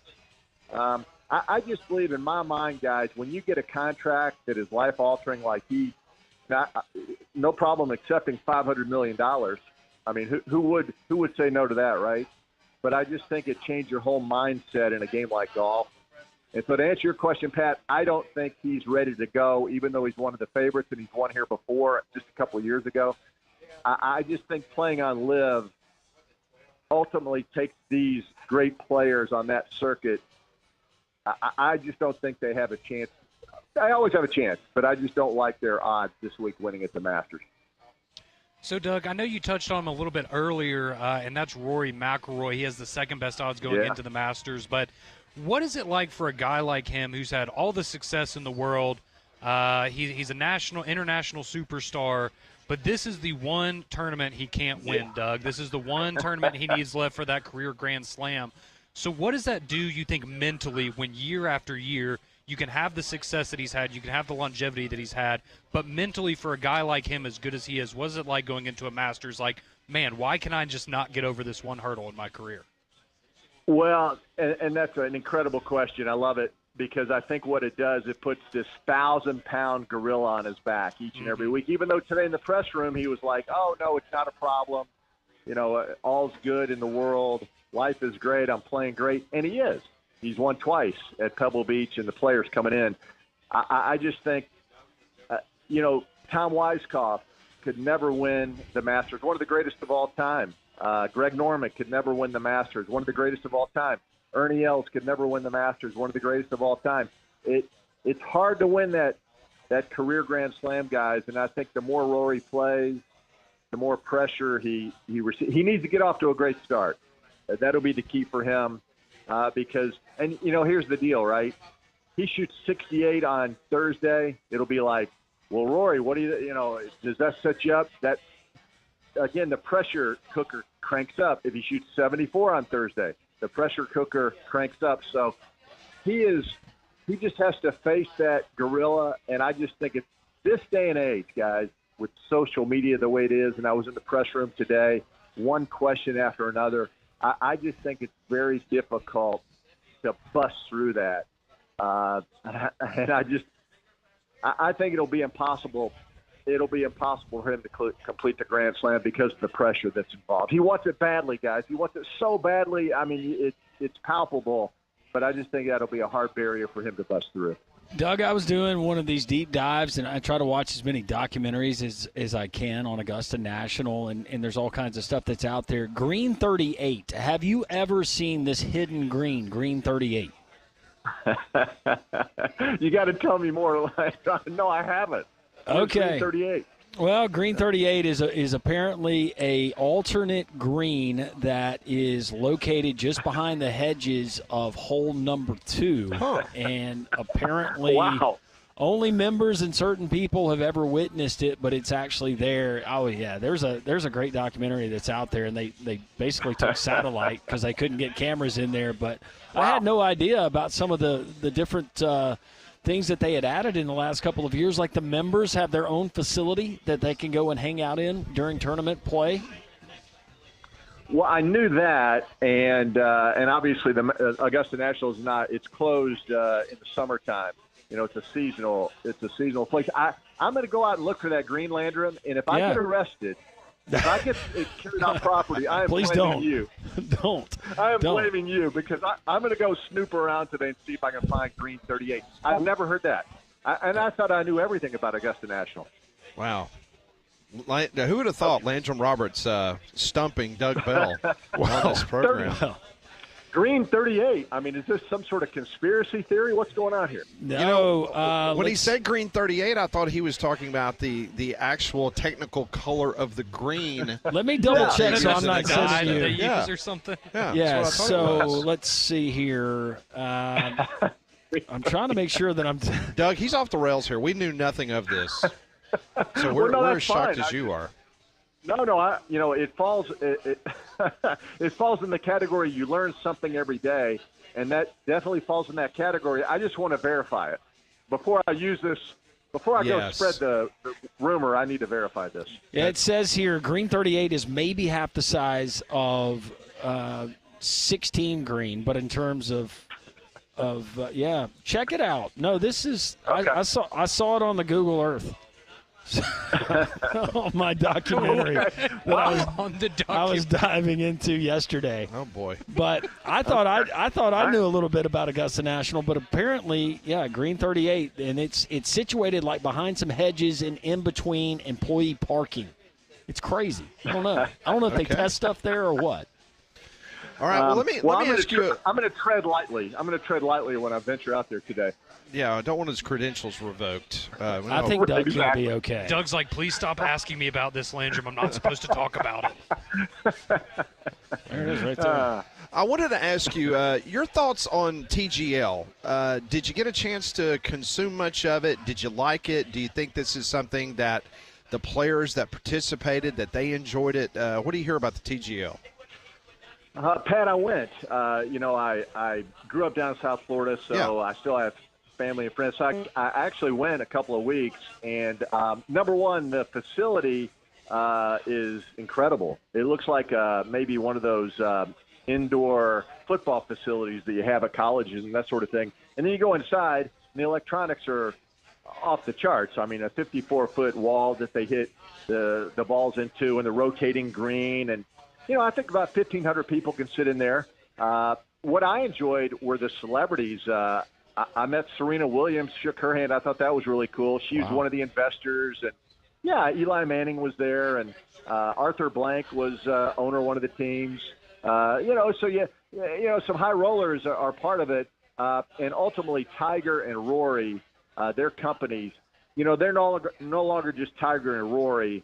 They are the heads of some pretty big conglomerates, and so they're making serious money on this. This was their idea. This was the PGA Tour's answer to Live Golf's team competition.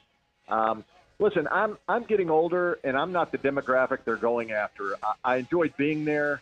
I didn't think it bounced to the TV set. I didn't think it played well sitting at home in the living room. And I know they're all set for season number 2, which will start next year in January again. It wasn't my cup of tea. And I know people like my son, who is a young guy like you guys. He thought it was fantastic. He goes, man, I love that kind of simulated golf. I love playing it. I love watching it. So, again, they went after a younger demo, and I think they got it somewhat, although the ratings weren't great.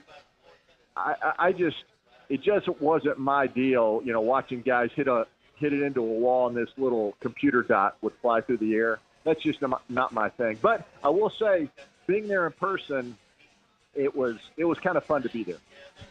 All right, wrapping up here, Doug. So speaking of Tiger and the TGL, I know we saw the video yesterday talking about working with Augusta to design it looks like a 9-hole course that they're going to have there designed by Tiger Woods. Do you know anything else about that? Any details that you could share about that?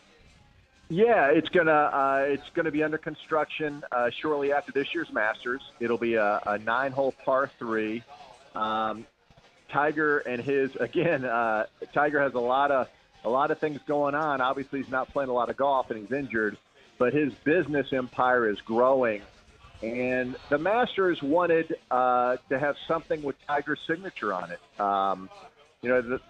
Throughout the property, there's all sorts of mementos, the Hogan Bridge, and you have Gene Sarazen plaque walking down 15 across the bridge there. And so they wanted something with Tiger's name and signature on it, and that's what they're doing. They're designing this par 3 course, which will be it's really for junior golfers and people like that, and I think it's great. Again, guys, it is amazing what they do each and every year, and these ideas they come up with, the ladies amateur, the drive, chip, and putt, Tiger's 9-hole golf course. The TV compound, you guys may not know, this magnificent TV compound, they built a tunnel underneath Washington Road. And then on the other side is this TV compound, which houses international TV, CBS television, ESPN, et cetera.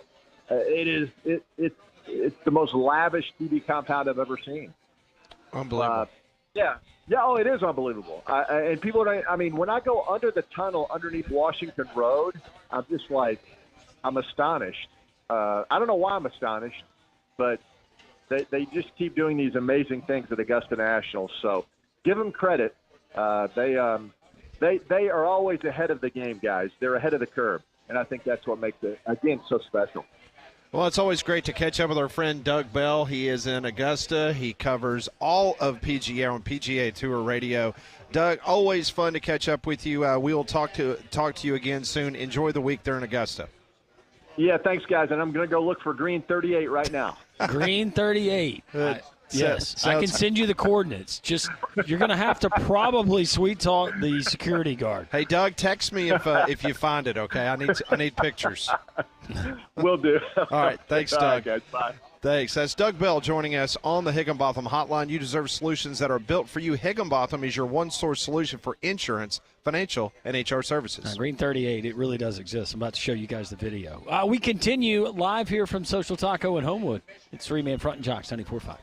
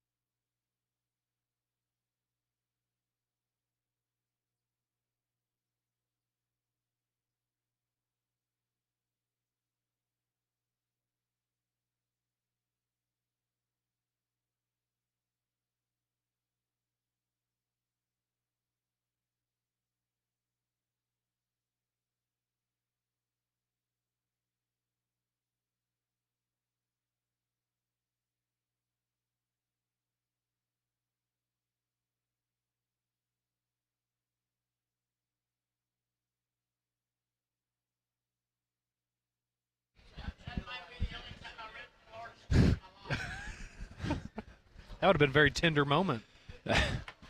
If you had taken a picture, we'd never lived that one down.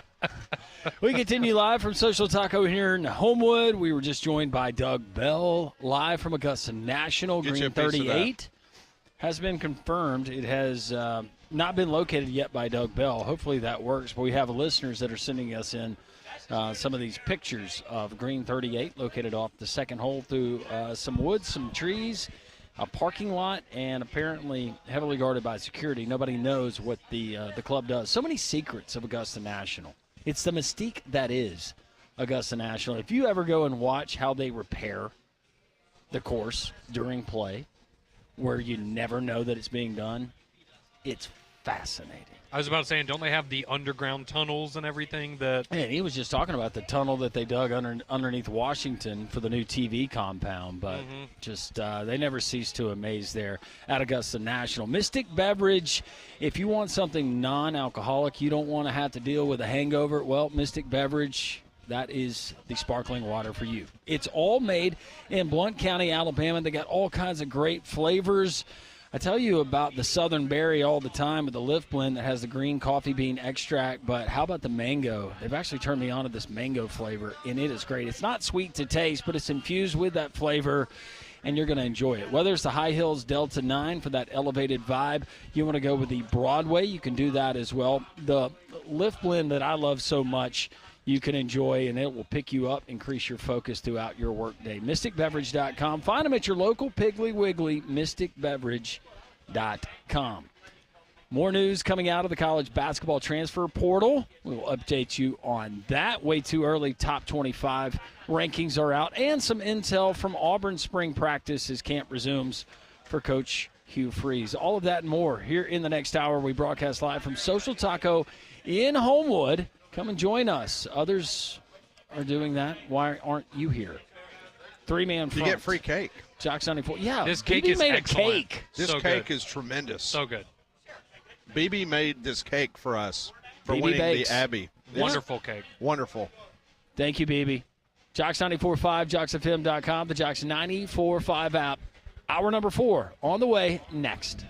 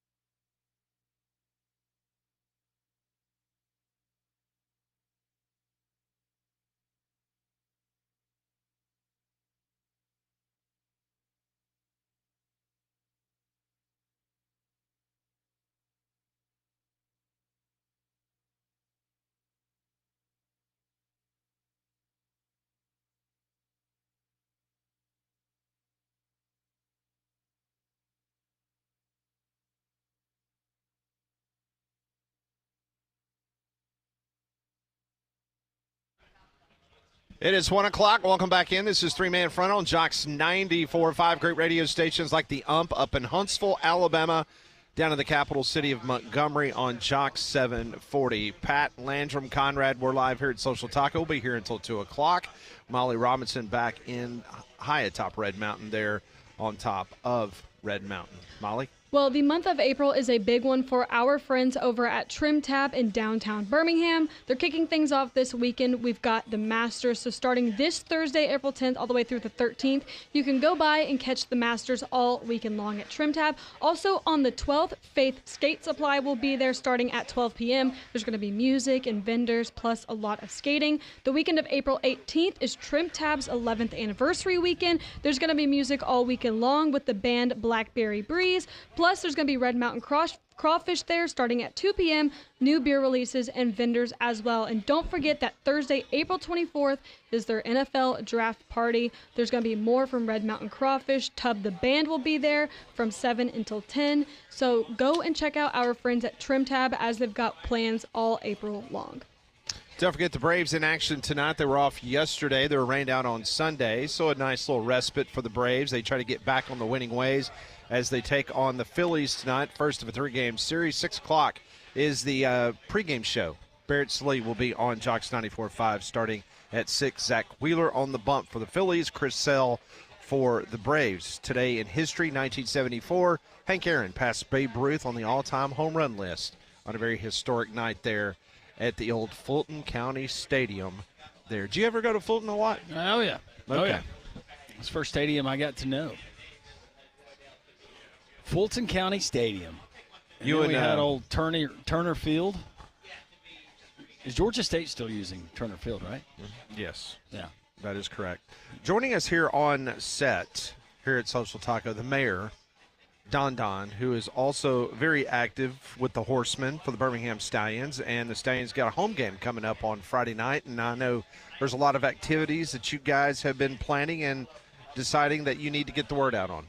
Well, first of all, thanks for having me, and before I talk about that, congratulations to Jocks and all of y'all for all the awards you won. Well, thank you. Appreciate that. Thanks, Don. Even Damien won something. How about that? No, but anyway, Pat. It's kind of a difficult segue after that. Yeah, but you know how he picks on me. I thought I'd throw that little shout. But That's anyway, Thursday night we're going to kick off the season with a meet and greet at Rambler Sports Bar at 5:30. The Coach Holtz and some of the players will be there. Very nice. And then on Friday we the Horsemen and Boomer and all of us, we got a big tailgate party planned that I wanted to invite the listeners to. If you know anything at all about the protective area, it's in the gravel lot. Okay. I think they call it the green lot now. Yeah. We're at the corner, caddy corner to the uptown, right there in the grass. And all you need to do is find the flags. And Taylor and everybody here have been very kind about donating some food. And, awesome. And my place, Stakeout, we're going to do something. And there's another establishment that's being very nice. Wonderful. All right. So again, Thursday night at the Finnick.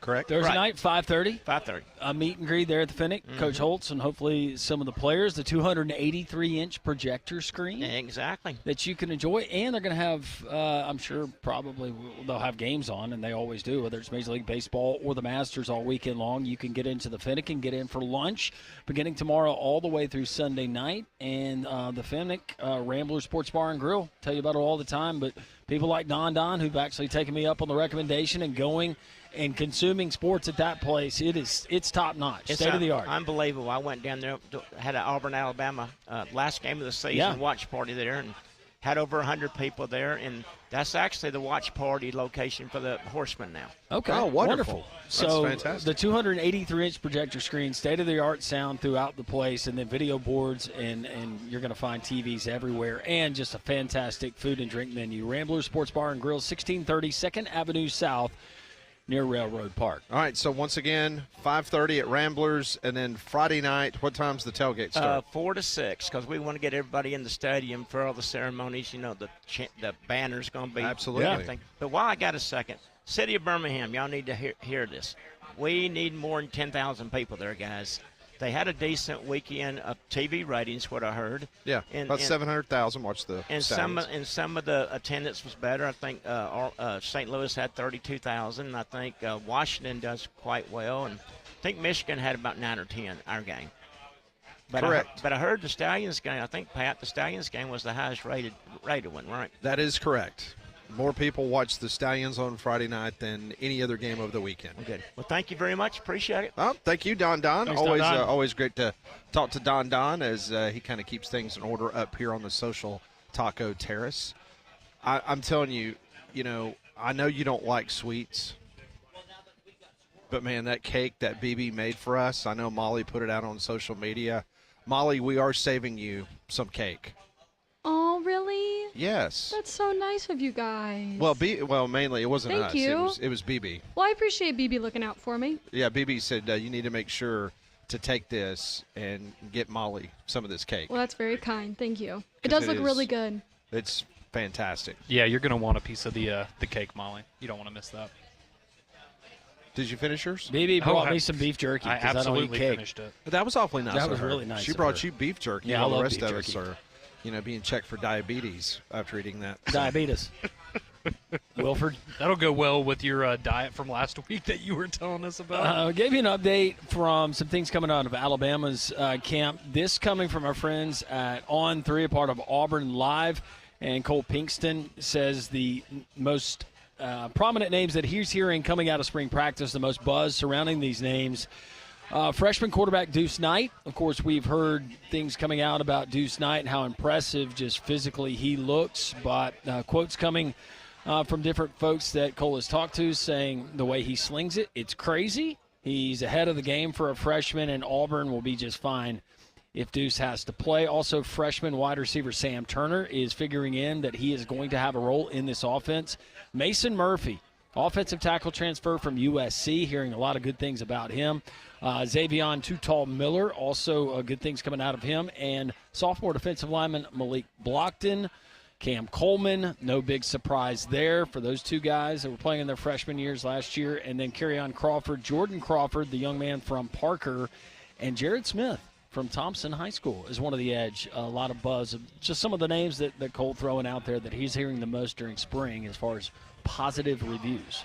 So yesterday we spent a good bit of time talking about what is going on with U.S. District Judge Claudia Wilkin. That was a 7 to 8 hour ordeal yesterday. I was communicating with some folks down in San Antonio who was actually covering the Final Four, and they were stuck in their hotel room watching this thing on Zoom for 7 hours. Now, the judge yesterday, she was very clear that they need to change the roster limit situation or risk not having her approve the settlement. Quoting, she said, "My idea is to grandfather in those currently on rosters," she told lawyers. "It would save a lot of angst." So in other words, if you're currently on a college roster, You're not going to get booted off to fit this new number. you will be kind of grandfathered in. It's very similar to what they decided to do with COVID. Okay. In regards to, okay, we're going to kind of pause the clock in 2020. And giving everybody that extra year of eligibility. So it seems like she's kind of going down that road. Attorneys are going to report back to her in a week. Now, based on her line of questioning and commentary, and this is coming from multiple people that watched the Zoom, Wilkin will not entertain a number of objections, waving most of them off during Monday's hearing. Those include issues raised around Title IX's implication on the distribution of back pay to athletes, the new enforcement system that is expected to be more strictly regulate third-party and booster NIL payments to athletes, and claims that the revenue share cap is anti-competitive. So that was what she told the lawyers yesterday. They are optimistic, the lawyers are, afterwards, that they can get together and pretty much come to a conclusion and get something back to her where she ultimately will sign off on this. I'm going to have a question. I don't know. Maybe there's a simple answer, but was this just like part of the process, the legal process, and this is normal in proceedings? Because she has known that this case was coming up. We've all pointed towards this date. Could we not have maybe expedited some of this and said, hey, by the way, FYI, I'm going to have a problem with maybe this. Can you guys work it out before we actually get into a courtroom and I start going through this? Well, I just don't understand why it took her so long to even get to this point to where she had a hearing. Well, she's 75 years old. She's trying to drag it out. She's getting the retirement. We talked about it got yesterday. A busy bridge club schedule. I don't know. Did you hear the whole thing about them closing the courthouse down at 5 o'clock yesterday? Did you hear about this? Like, literally, when they started they broke and they were having their final hour, she told everybody that they needed to hurry through all this because the courthouse doors at 5 o'clock, they're done. Are locked. Well, then they could have gotten locked in there, and they could have figured it out overnight. That's have a good why old lock-in. That's right. That's why some of the folks that were in there were like, what happens if at 5 o'clock we're not done? Mm-hmm. And she's like, well, you're probably going to be locked in here. No, we're What is it, not. like electronic locks? You not have a key? No one can open them? I don't know, but everybody was just like going. But, of That's course, bizarre. only in San Francisco, Oakland, right? Well, you did a little background on her. Fair. She went I to just saw where she went to school, Stanford, and then Berkeley? Cal Berkeley. Yeah. And she was She appointed. was appointed by Clinton in 1992. President Clinton. Okay, so she's been on the bench now for 32 years. it's a long time. Okay. Going out with a bang. Okay. 32 years. But they Golden really gavel for that. They really do believe that they'll be able to come back and figure this out. But they identified pretty clear that she was not a fan of letting people basically lose their opportunity at scholarships if they're. I think that's smart, right? I Yeah. think that's a way to do it. And we talked about yesterday of, if you want to kind of whittle it down slowly over time, where maybe you start at, maybe it's you take away 5 a year until you get down to that number, as opposed to just cold turkey. And you have a lot of kids that on some of these programs we've talked about, you're talking about dozens of kids that could be, you're out of an opportunity now, and you're no longer a part of a football program because of something outside of your control. Also, Northwestern, it was reported this morning that they're in the process of finalizing settlements with the athletes who filed hazing-related lawsuits against the university. The settlement would resolve claims against the university and former coach Pat Fitzgerald, but would not resolve Fitzgerald's lawsuit against Northwestern. So the school wants to go ahead and get all those other lawsuits off the board, but they're not willing to settle with Pat Fitzgerald. Interesting. Why are you shaking your head? Sorry. I guess that's just not a big surprise. Are you going down Green 38? No. This is going to be the next Area 51. I feel like we're not supposed to know about this. No, Green 38, the 38's there. Now we got listeners that they started doing some research, and it's a real deal. So this guy, because the airspace is not restricted over, so they were able to get a drone, a satellite, something that surveyed the whole property, which is a big no-no. But some of the additions that. So what documentary was this on that you saw? You can go find it on YouTube. And it's one that was YouTube. just released here in the last couple of days, getting ready for the Masters. But a lot of your text rolling in, and we appreciate the text and all the pictures that you're sending. 205-834-9450. Yeah, Okay. it was just pictures of the green, some of the satellite shots. By the way, this one coming from the state of North Carolina, San Landrum, bought a truck at Dobbs on Saturday. Mention your name. Good folks. Great recommendation. Thank you so much. Appreciate it. Gator Jared says, hey, guys, go Gators. Alligator emoji. Gator Jared. Go Gators. Chomp, chomp. Enjoy your championship. Hastings was asking, how about the live players in contention? I think we went over some of those. Why is he with Doug Bell. texting? He's sitting right there. Well, I think that was prior to it. We're just. Posey said that my Hello Friends Jim Nance with the Masters music was more of a Hello Clarice vibe. Hello, Clarice. Silence Having of the a friend Lambs. for dinner. Fava beans. Brandon asked, is Major League Baseball at Rookwood not happening this season? Not Major League Baseball, no. No. Michael is asking, has Jalen Milroe learned how to read a defense or throw a 5-yard out pattern since the ball game? That would be a Maybe just no short passes to the sideline ever for the rest of his football career. Doug texts in, of course Jalen was impressive in workouts. Please, not the Saints. Yeah, Matt Moscona had a very interesting tweet when that story came out. What was the It was a video of someone vomiting profusely. Like violently. Yes, violently. Like projectile vomit. Which, really, compared to Derek Carr, if we're being honest, I don't know. But Shadur, that would be interesting, based on what Mel Kiper said. Back to last night's basketball game. This one says, my thought during the first half last night, Auburn and Alabama better be glad they played Houston early in the year. Maybe so. Well, got that dub. Both Got Alabama the dub. and Auburn. Yep. So how about this stat? So Houston this year, this is crazy.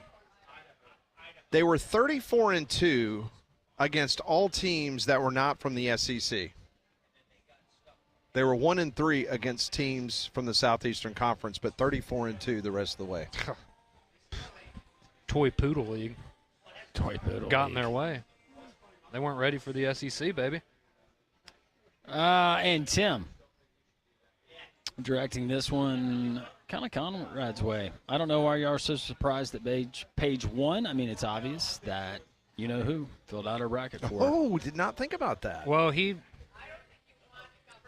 Yes, he helped. It was so I watched the. He actually named it. That's I watched why. the press conference and I sent you guys the weird. It was weird. They had to make it weird. Had to make it weird. I thought everything was going great, and then they had to make it weird. Did y'all We're not the think one guy. Trev Alberts, the athletics director at Texas A&M, act like he didn't know what they were singing? Yeah. The hand gesture, it was a lot to take in. My first thought was, man, they've already brainwashed him. They have already gotten to Bucky. Well, that's what the flight down there is for. No, but what he was describing is I'm paraphrasing, but he said, I've heard it's like a cult, like Texas A&M's like a cult, but like in a good way.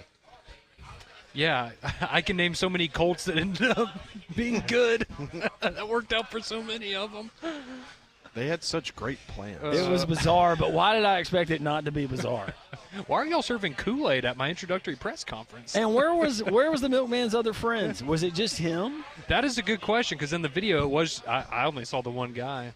He was, maybe that's Chief Yo Leader. That's the captain of the I think we all started milkman. doing that, like the end of every show. I'll pass. Thank you, though.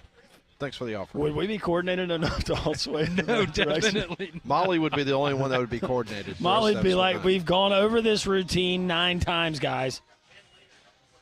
Will Olsen, Ozuna, or Albies get above 200 tonight? Josh, the answer is no. Do you have any hope? I know it's the Phils, but any hope as far as the season? Well, this series right here. Let's say Atlanta gets 2 out of 3. You're from Philadelphia. That's a win. Are we back on track at that point? Yeah, Are you I feeling feel good about it. Yeah. Okay. That'd be big. According to Fangraphs, the Braves are still on pace to win 87 games this year. Fangraphs. There you go.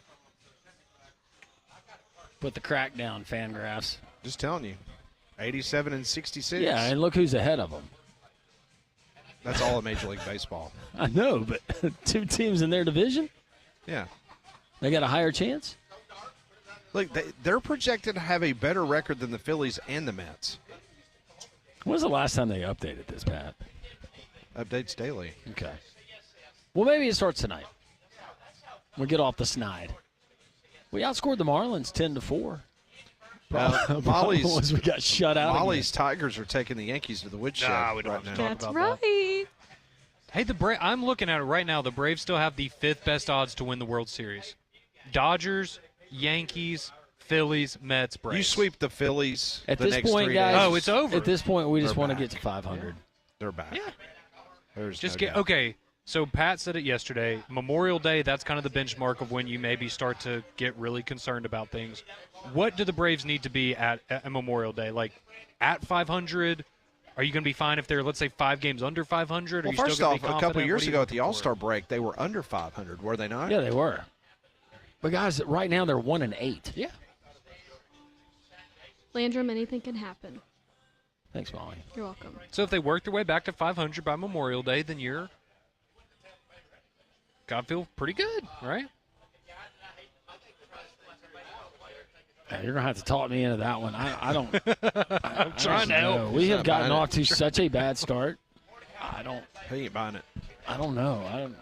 Oh God, the Tigers hit another home run. Did they really? Yeah, it's 5-0.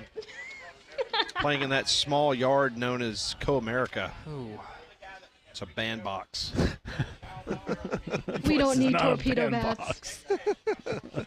It's like Coors Field of the American League. It really is. Very happy for you, Molly. Thank you. He's really not. He's making a face. Put that finger down, Conrad. Oh, can she see that? I'm just kidding. What's wrong? You're off I'm camera. just kidding. You're off Oh. camera. All right. So the month of April, it's already going to be a good one at Courtesy GMC and Trustful. March was fantastic. February was record-setting. So get out to Courtesy GMC and see what kind of deals they've got brewing right now on the brand-new GMC Sierra, the 2025 model. How about the 2025 GMC Yukon and the Yukon XL, the Denali package? The Yukon Denali offers a luxurious and capable full-size SUV experience, a great interior, redesigned information center, available with 24-inch wheels and a powerful 6.2-liter V8 engine. Don't forget about the GMC Canyons, GMC Acadias. I drive the Acadia A4, just an incredible crossover vehicle. Get out to Courtesy GMC. They will beat any deal on any new GMC. They're the lowest price dealer in the state of Alabama. Don't just take my word for it. Go to courtesybirmingham.com, find yourself a vehicle, then compare. That's all you got to do. Courtesybirmingham.com. They will not be undersold. Give them a chance. Go by and see them off of exit 32, I-459 in Trustful. Website again is courtesybirmingham.com. More from Social Taco. This is Jocks 94.5.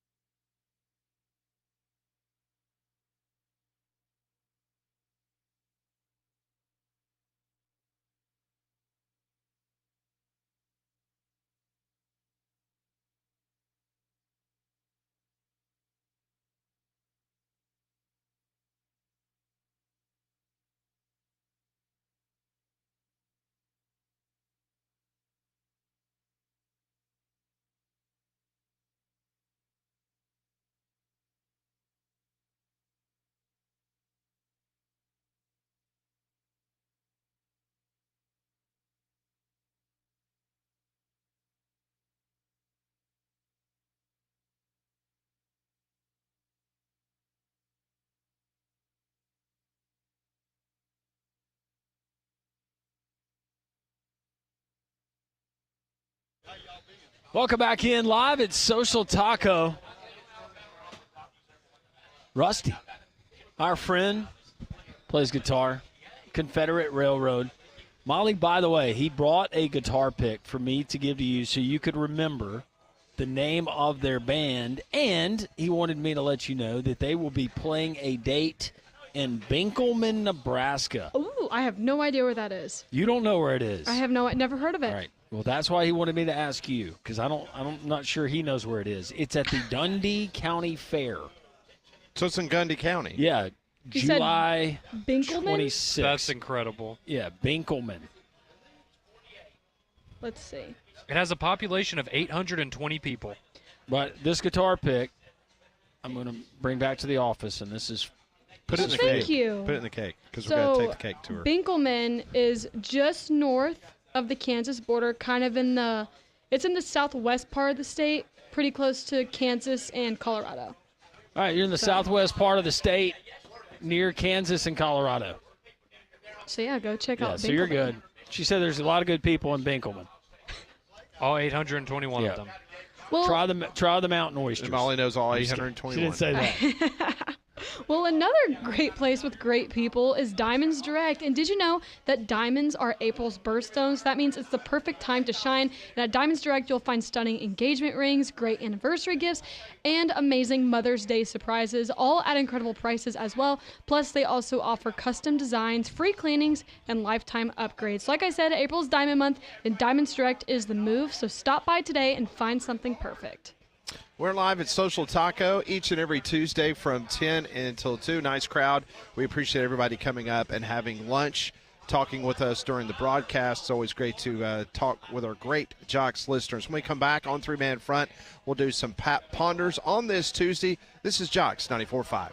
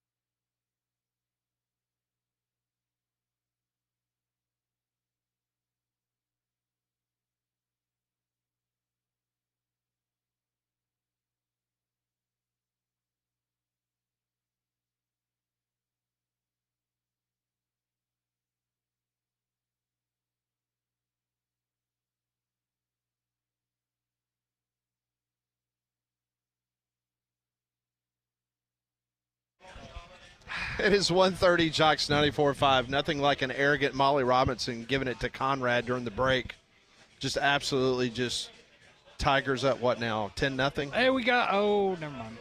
What is it, 10-0? It is 5-0, but we had, we got 2 on with 2 out in the top of the 6th.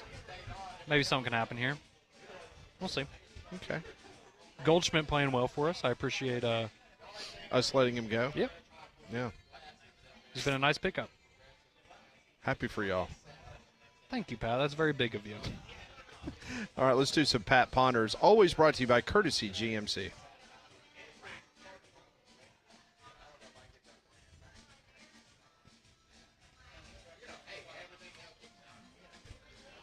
Brought to you by Courtesy GMC and Trustful. Don't drive anywhere else. No need to. Head to Trustful. Right off of I-459, exit 32, and you're going to find the best deals you're going to find on any brand new GMC. That's Courtesy GMC and Trustful. All right, question number 1. Does Florida winning that Final Four last night cement Scott Strickland's job for the foreseeable future, even if Billy Napier and the football team fails to win big this season? Yeah, I think it does. I think he bought himself some time. Now, the baseball program's struggling a little bit. I don't know if that's going to help, but yeah, I think that probably was a big get for Scott Strickland. Yeah, no, I'm going to agree with that. I don't think this was something we were projecting out, talking during football season of, all right, well, he's going down on the same ship as Billy Napier, and we weren't really expecting Florida to become a national champion in basketball. So, yeah, I would say it buys him at least another year or two. Let's say they go 6-6 this year, have some regression. Even if Billy's gone, I think you keep him around. No, I agree. I think it bought him some time. I mean, unless, hopefully Florida football can have a good year and maybe their baseball team can kind of figure something out. But I think for now he's okay. 1-11. Yeah. Better get to figuring. Not good. They're like the Braves, but worse. Question number 2. Let's stay with the Florida theme. Billy Donovan spent 19 years as Florida's head coach. Do you take Todd Golden over or under 17 years in Gainesville? I'll go under 7. Yeah, I'm going under, too. Thought I'd get a rise out of y'all. The wording good. of that was beautiful. Okay, so what's the actual question? If he'll be there for 17 years or longer? I was talking about his career. Yeah. I wasn't talking about co-eds. Oh, sorry. I'm going to go under. I think he will. I can see him doing the Donovan thing, going to the NBA at some point. All those seasons start to sneak up on you a little bit.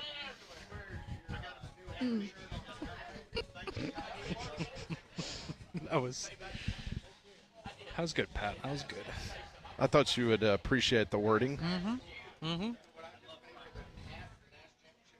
But hey, it's fine. The investigation's over. Question number 3. Until you win a national title. All right, Don't celebrate too hard, Todd. I want you guys to look in your personal Final Four crystal ball for next year. Does the state of Alabama have a representative playing in Indianapolis? No. Yeah. No. Yeah, I would love to. No.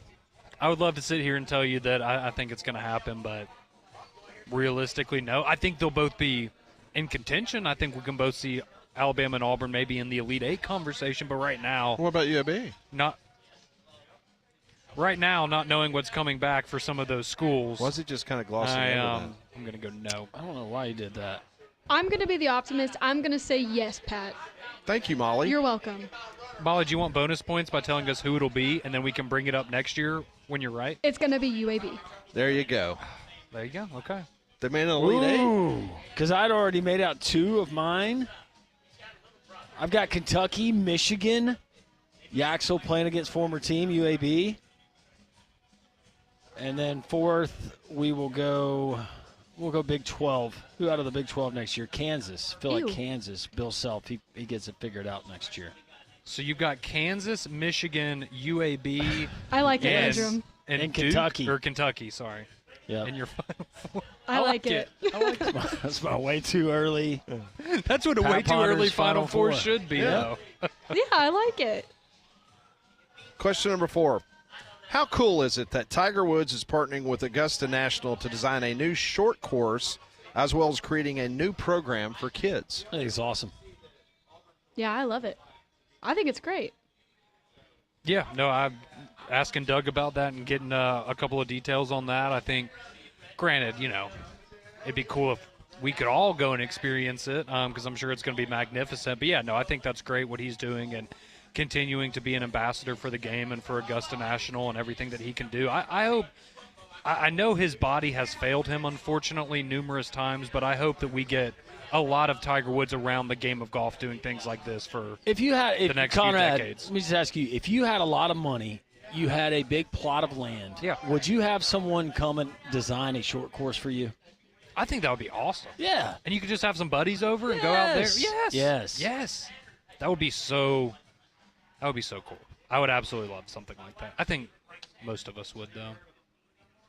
But, I mean, make it where it's nice. Well, Paige wins a few more bracket pools and might be calling up an architect and have Mr. Tiger Woods come. You can get it done easily out near College Station at the new place. On the ranch? Yeah. They've got that Palisades grass that can basically grow in the back of a pickup truck. You don't have to worry about it's drought resistant. It's heat tolerant. It's good. That would be awesome, though. Yeah. That would be so cool. Have your clubhouse designed kind of like a stable. Even, didn't he do didn't Tiger Woods design like a miniature golf course somewhere as well? Yeah, the one in Tuscaloosa. I can't remember what it's called. You've been Drink down there? beer and play golf, a little mini It's Top thing. Golf, Yeah. but miniature golf, essentially. It's pint and putts or putt and pint. Yeah, I think that's it. Something. You haven't been. I have not been. Why have you not been there? He doesn't go to Tuscaloosa often anymore. I only go on for business, not pleasure anymore, Landrum. I'm sorry. Are you going to go to Coleman when Texas A&M comes next year? I have to. You'll get good seats. Well, I'll have to sit on, behind the A&M bench, but other than that, it'll be fine. It's great now we can make these jokes because what are the odds that he's ever going to hear them? He listens every day on the podcast. He does listen. I can tell you for a fact he listens. All right, question number 5. I just know which days. That's why I'm careful what I say. You can have someone at the SEC office. Yeah, Trev, we got a problem up here in Birmingham. We're going to have to settle this with your new hire. A friend owes you money but keeps spending on luxuries. How long until you ask for your money back? Immediately, eventually, or never? You just let it go. Amount of money. Yeah. It's going to determine how much $1,000. I let go. Oh, immediately. Yeah, $1,000. Yeah, I need that back ASAP. Mm-hmm. Yeah. So we're just talking like buying a new car, going on a vacation, things like that. Well, they come in and they say, hey, look what I just got. Yeah. I got a new driver. Yeah. I just bought a new driver. Yeah, they come to you and say, hey, I really, No, at that I really point- need $1,000, but then he shows up at work and, he's wearing, newest tennis shoes and driving a nice new truck or whatever. Be like, cool, where's the $1,000? Immediately. Yeah. Now, if it, it's like $20 or whatever, it's different, but. So what is the threshold, money-wise? That's what I was trying to think. $50? Definitely 100. Yeah, I'd probably Also say depends on how 100. good of a friend So they if I how asked you for close you are. $100. Yeah. Well, I know you're good for it. You're a respectable person. I'm not. Yeah. I don't know. Probably 500. So you'd let it go till $500. Probably not that far. Well, and it also depends on the amount of time, right? If it's been like 6 months. Yeah, so much And we're still waiting circumstantial. on it. Like, why did he need the money originally? Good point. If I lent him $1,000, it had to have been a really good reason. Yeah. Like, keep the lights on, keep the kids fed, whatever, fix the car. Like so this you is can go like to a work. life or death potentially. Yeah. Yeah. No, I agree. So, Molly, you said immediately? Yeah, I'm going to need that back ASAP. Then, if you don't get any results, then you just slowly start taking things from his house. Oh, I thought you were going to say you go for the kneecaps. Send a message. Oh, man, you can't do that anymore. The tire iron. What? So have y'all ever had that happen before, or a situation like that where you've lent somebody money and I then had they, somebody back in college borrowed some from me, and I never saw it again, and I didn't even bring it up. How much was it? Was it like a small amount? It's a couple though? hundred. Ooh, okay. In college, that's. Have you run into the that's no person since joke. then? Yes. You think they've totally forgotten? Yes. So it wasn't like an unspoken, like awkward thing from there on out. You think they just were oblivious to the situation and just. Does this person Moved on. now hold a position of power and or influence? Not necessarily. Okay. That's unfortunate. Are You they in law definitely could use enforcement? No, they are not. Let's go get him. Let's go get. Let's go get him. Just load up the Prorated back of the truck interest. and go get him. That's going to cost him. I was about to say, I honestly don't think. Well, granted, I'm fortunate. I don't think I've ever had a friend ask, but I don't think I've ever had to give someone more than like $20 or like buy a meal for somebody that left their wallet at home or something Yeah. like that. And whatever, it's not a big deal. That is today's Pat Ponders, brought to you by Courtesy GMC and Trustful. Get by and see them today. And they've got TVs everywhere. Come see them over the weekend. You won't miss one sporting event or the Masters. So go by and see them. Courtesy GMC and Trustful off of I-459. More three-man front. We'll get to your text messages. They're coming in on the Courtesy GMC text line at 205-834-9450.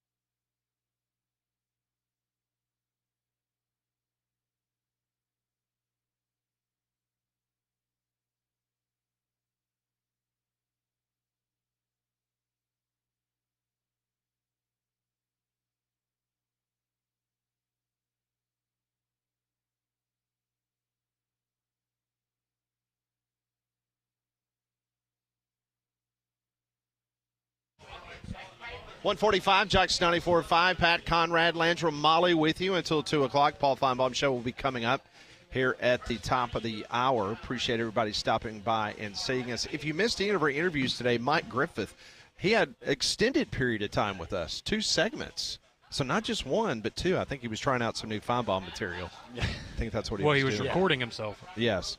If you missed that interview, you can go back and listen to that. Chris Stewart, his final visit with us for this season. He joined us all throughout the football and basketball season, so we'll let him have the next couple of months to rest and recuperate as he gets ready for the football season. And Doug Bell from PGA Tour Radio, CBS Sports HQ, was on the program. Tomorrow, some of our featured guests will include Ben Portnoy from Sports Business Journal. He sat through 7+ hours of the NCAA hearing yesterday. Brian Edwards, who was texting me about 1 o'clock this morning, just absolutely off the rails, happy about his Florida Gators. I'm sure. He'll join us at 10:45. And Skip Holtz, the head football coach of the Birmingham Stallions, will be with us at 11:30. Some of our featured guests tomorrow as we're back in studio. Jocks text line is open, 205-834-9450. Conrad, Duck. This one reads Conrad as a 14 seed. Underdog. Just in general, like me as a person? Just said 14 seed. That's all they put. Okay. I've got questions, too. Well, I guess that means I'm a conference champion somewhere. JJ says, hey, y'all. Hey. If I can get up there on a Tuesday, I didn't really know how I was going to. If I can get up there on a Tuesday, can I look forward to Conrad holding my hands when we talk? Only when he close talks. When he close talks, he goes Indian. He goes sits Indian style, and then he will hold your hands. I'm like the Elaine's boyfriend in Seinfeld. You know, the one that's the close talker, just gets real up close to your face. That's me. What is that? Why? What is that? What is this? That. I don't know. Yes. It's some sort of animal. It's an otter taking a bath. Eating a watermelon. And eating watermelon. With corn and all sorts of other. That's. Where do you find this stuff? Yeah, where man? are you on right now? The one you showed me yesterday, I couldn't even eat last night. So gross. At least that one was cute. Like, okay. That was the hypothetical that I was wanting to use in Pat Ponders, but you and Conrad both told me that. So gross. That would not be. Oh, yeah. Eligible. It was awful. Probably not a good one. Trip is asking, what's wrong with the Yankees bats? Conrad, no torpedoes today? I guess not. Yeah, the last few games for the Yankees have not been great. Casey Mize, the former Auburn Tiger, absolutely shut the Yankees down yesterday. He had That's a great right. game. Great game. Casey! And now Scooble. Former Springville Tiger, yeah. Former Auburn Tiger. That's right. Now in Detroit Tiger. No, looky there. Yep. Wish he didn't play for the Tigers yesterday. Since the Gators won the title, is it considered a championship? Gator emoji. That's good. My dad joke for the day, LOL. Thank you for chiming in. They should trademark that. How many T-shirts do you think will have that on it? Probably a lot. If Coach Prime was there, he would have trademarked that already. Championship, yeah. That's probably it. Oh, did you file that one in the Pat Ponders category we were just talking about? Yes. Did you hear Charles Barkley in the post-game show last night, where he kind of gave it away, where he said that he's looking forward to being at Auburn for the retirement number ceremony for Janai Broome? Yeah, he said he was the best player in Auburn basketball history. He even over Chuck himself, and he had a nice little closing statement on Auburn. A lot of love for the Tigers last night. Jody is sending this one in. It says maybe Pat's old college buddy heard Pat Ponders and will pay him back. Maybe so. Do you still Compounded communicate with this interest. person? Do you still talk to them? Uh-huh. Regularly? Not regularly. Oh, okay.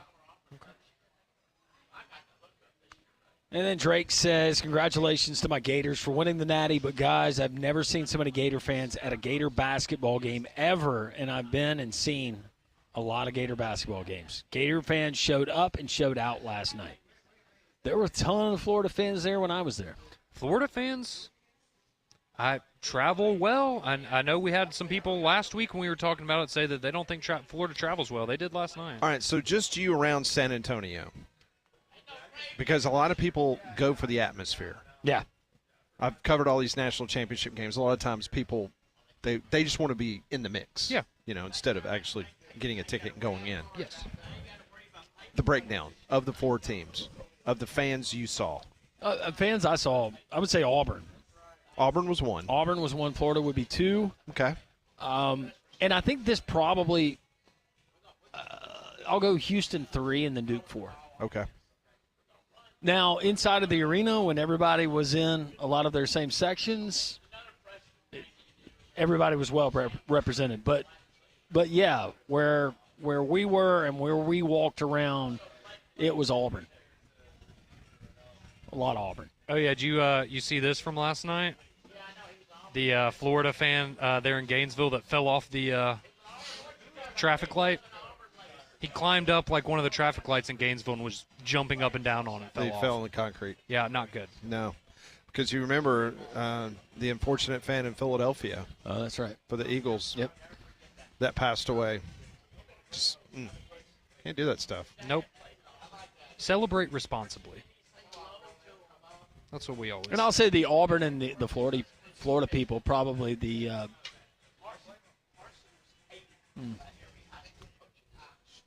Had the collection of the most beautiful people.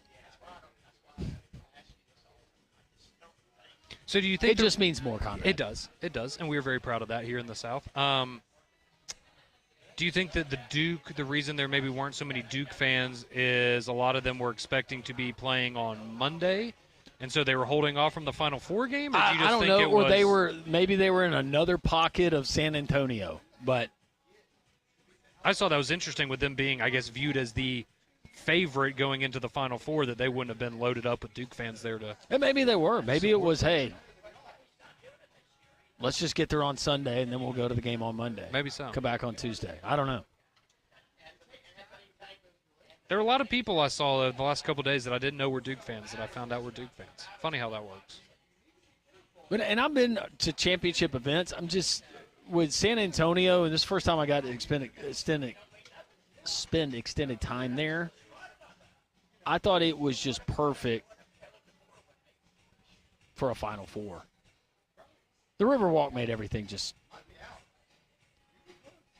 It's just easy for everyone to get around, and it's a very walkable city. It's a very walkable city. Yep, I never had to use. I had to use transportation one time. Went to a burger place that was just outside of the city limits. Actually, I guess it was probably still considered that area, but it was like a 10-minute Lyft ride I had to take out there, and it was worth it. The place was great, but everything else was walking distance. It was really nice. They did downtown right. Because the Spurs used to be in Hemisphere Arena, which was right there next to the Tower of the Americas, and then you got the Riverwalk, and of course they built the Alamo Dome on the other side of the interstate. You know what I saw when we were leaving? Alamo Stadium. Yes, that's where a lot of the high schools play, and that's where the San Antonio Gunslingers of the USFL played. Okay. Mm-hmm. That's a cool old stadium. It is. Very nice. If I would have stayed there, I would have gone to Churchill High School and we'd have played our football games in that stadium. Let me ask you this. What did you think about ESPN College Game Day being set up right there at the Alamo? I didn't like it.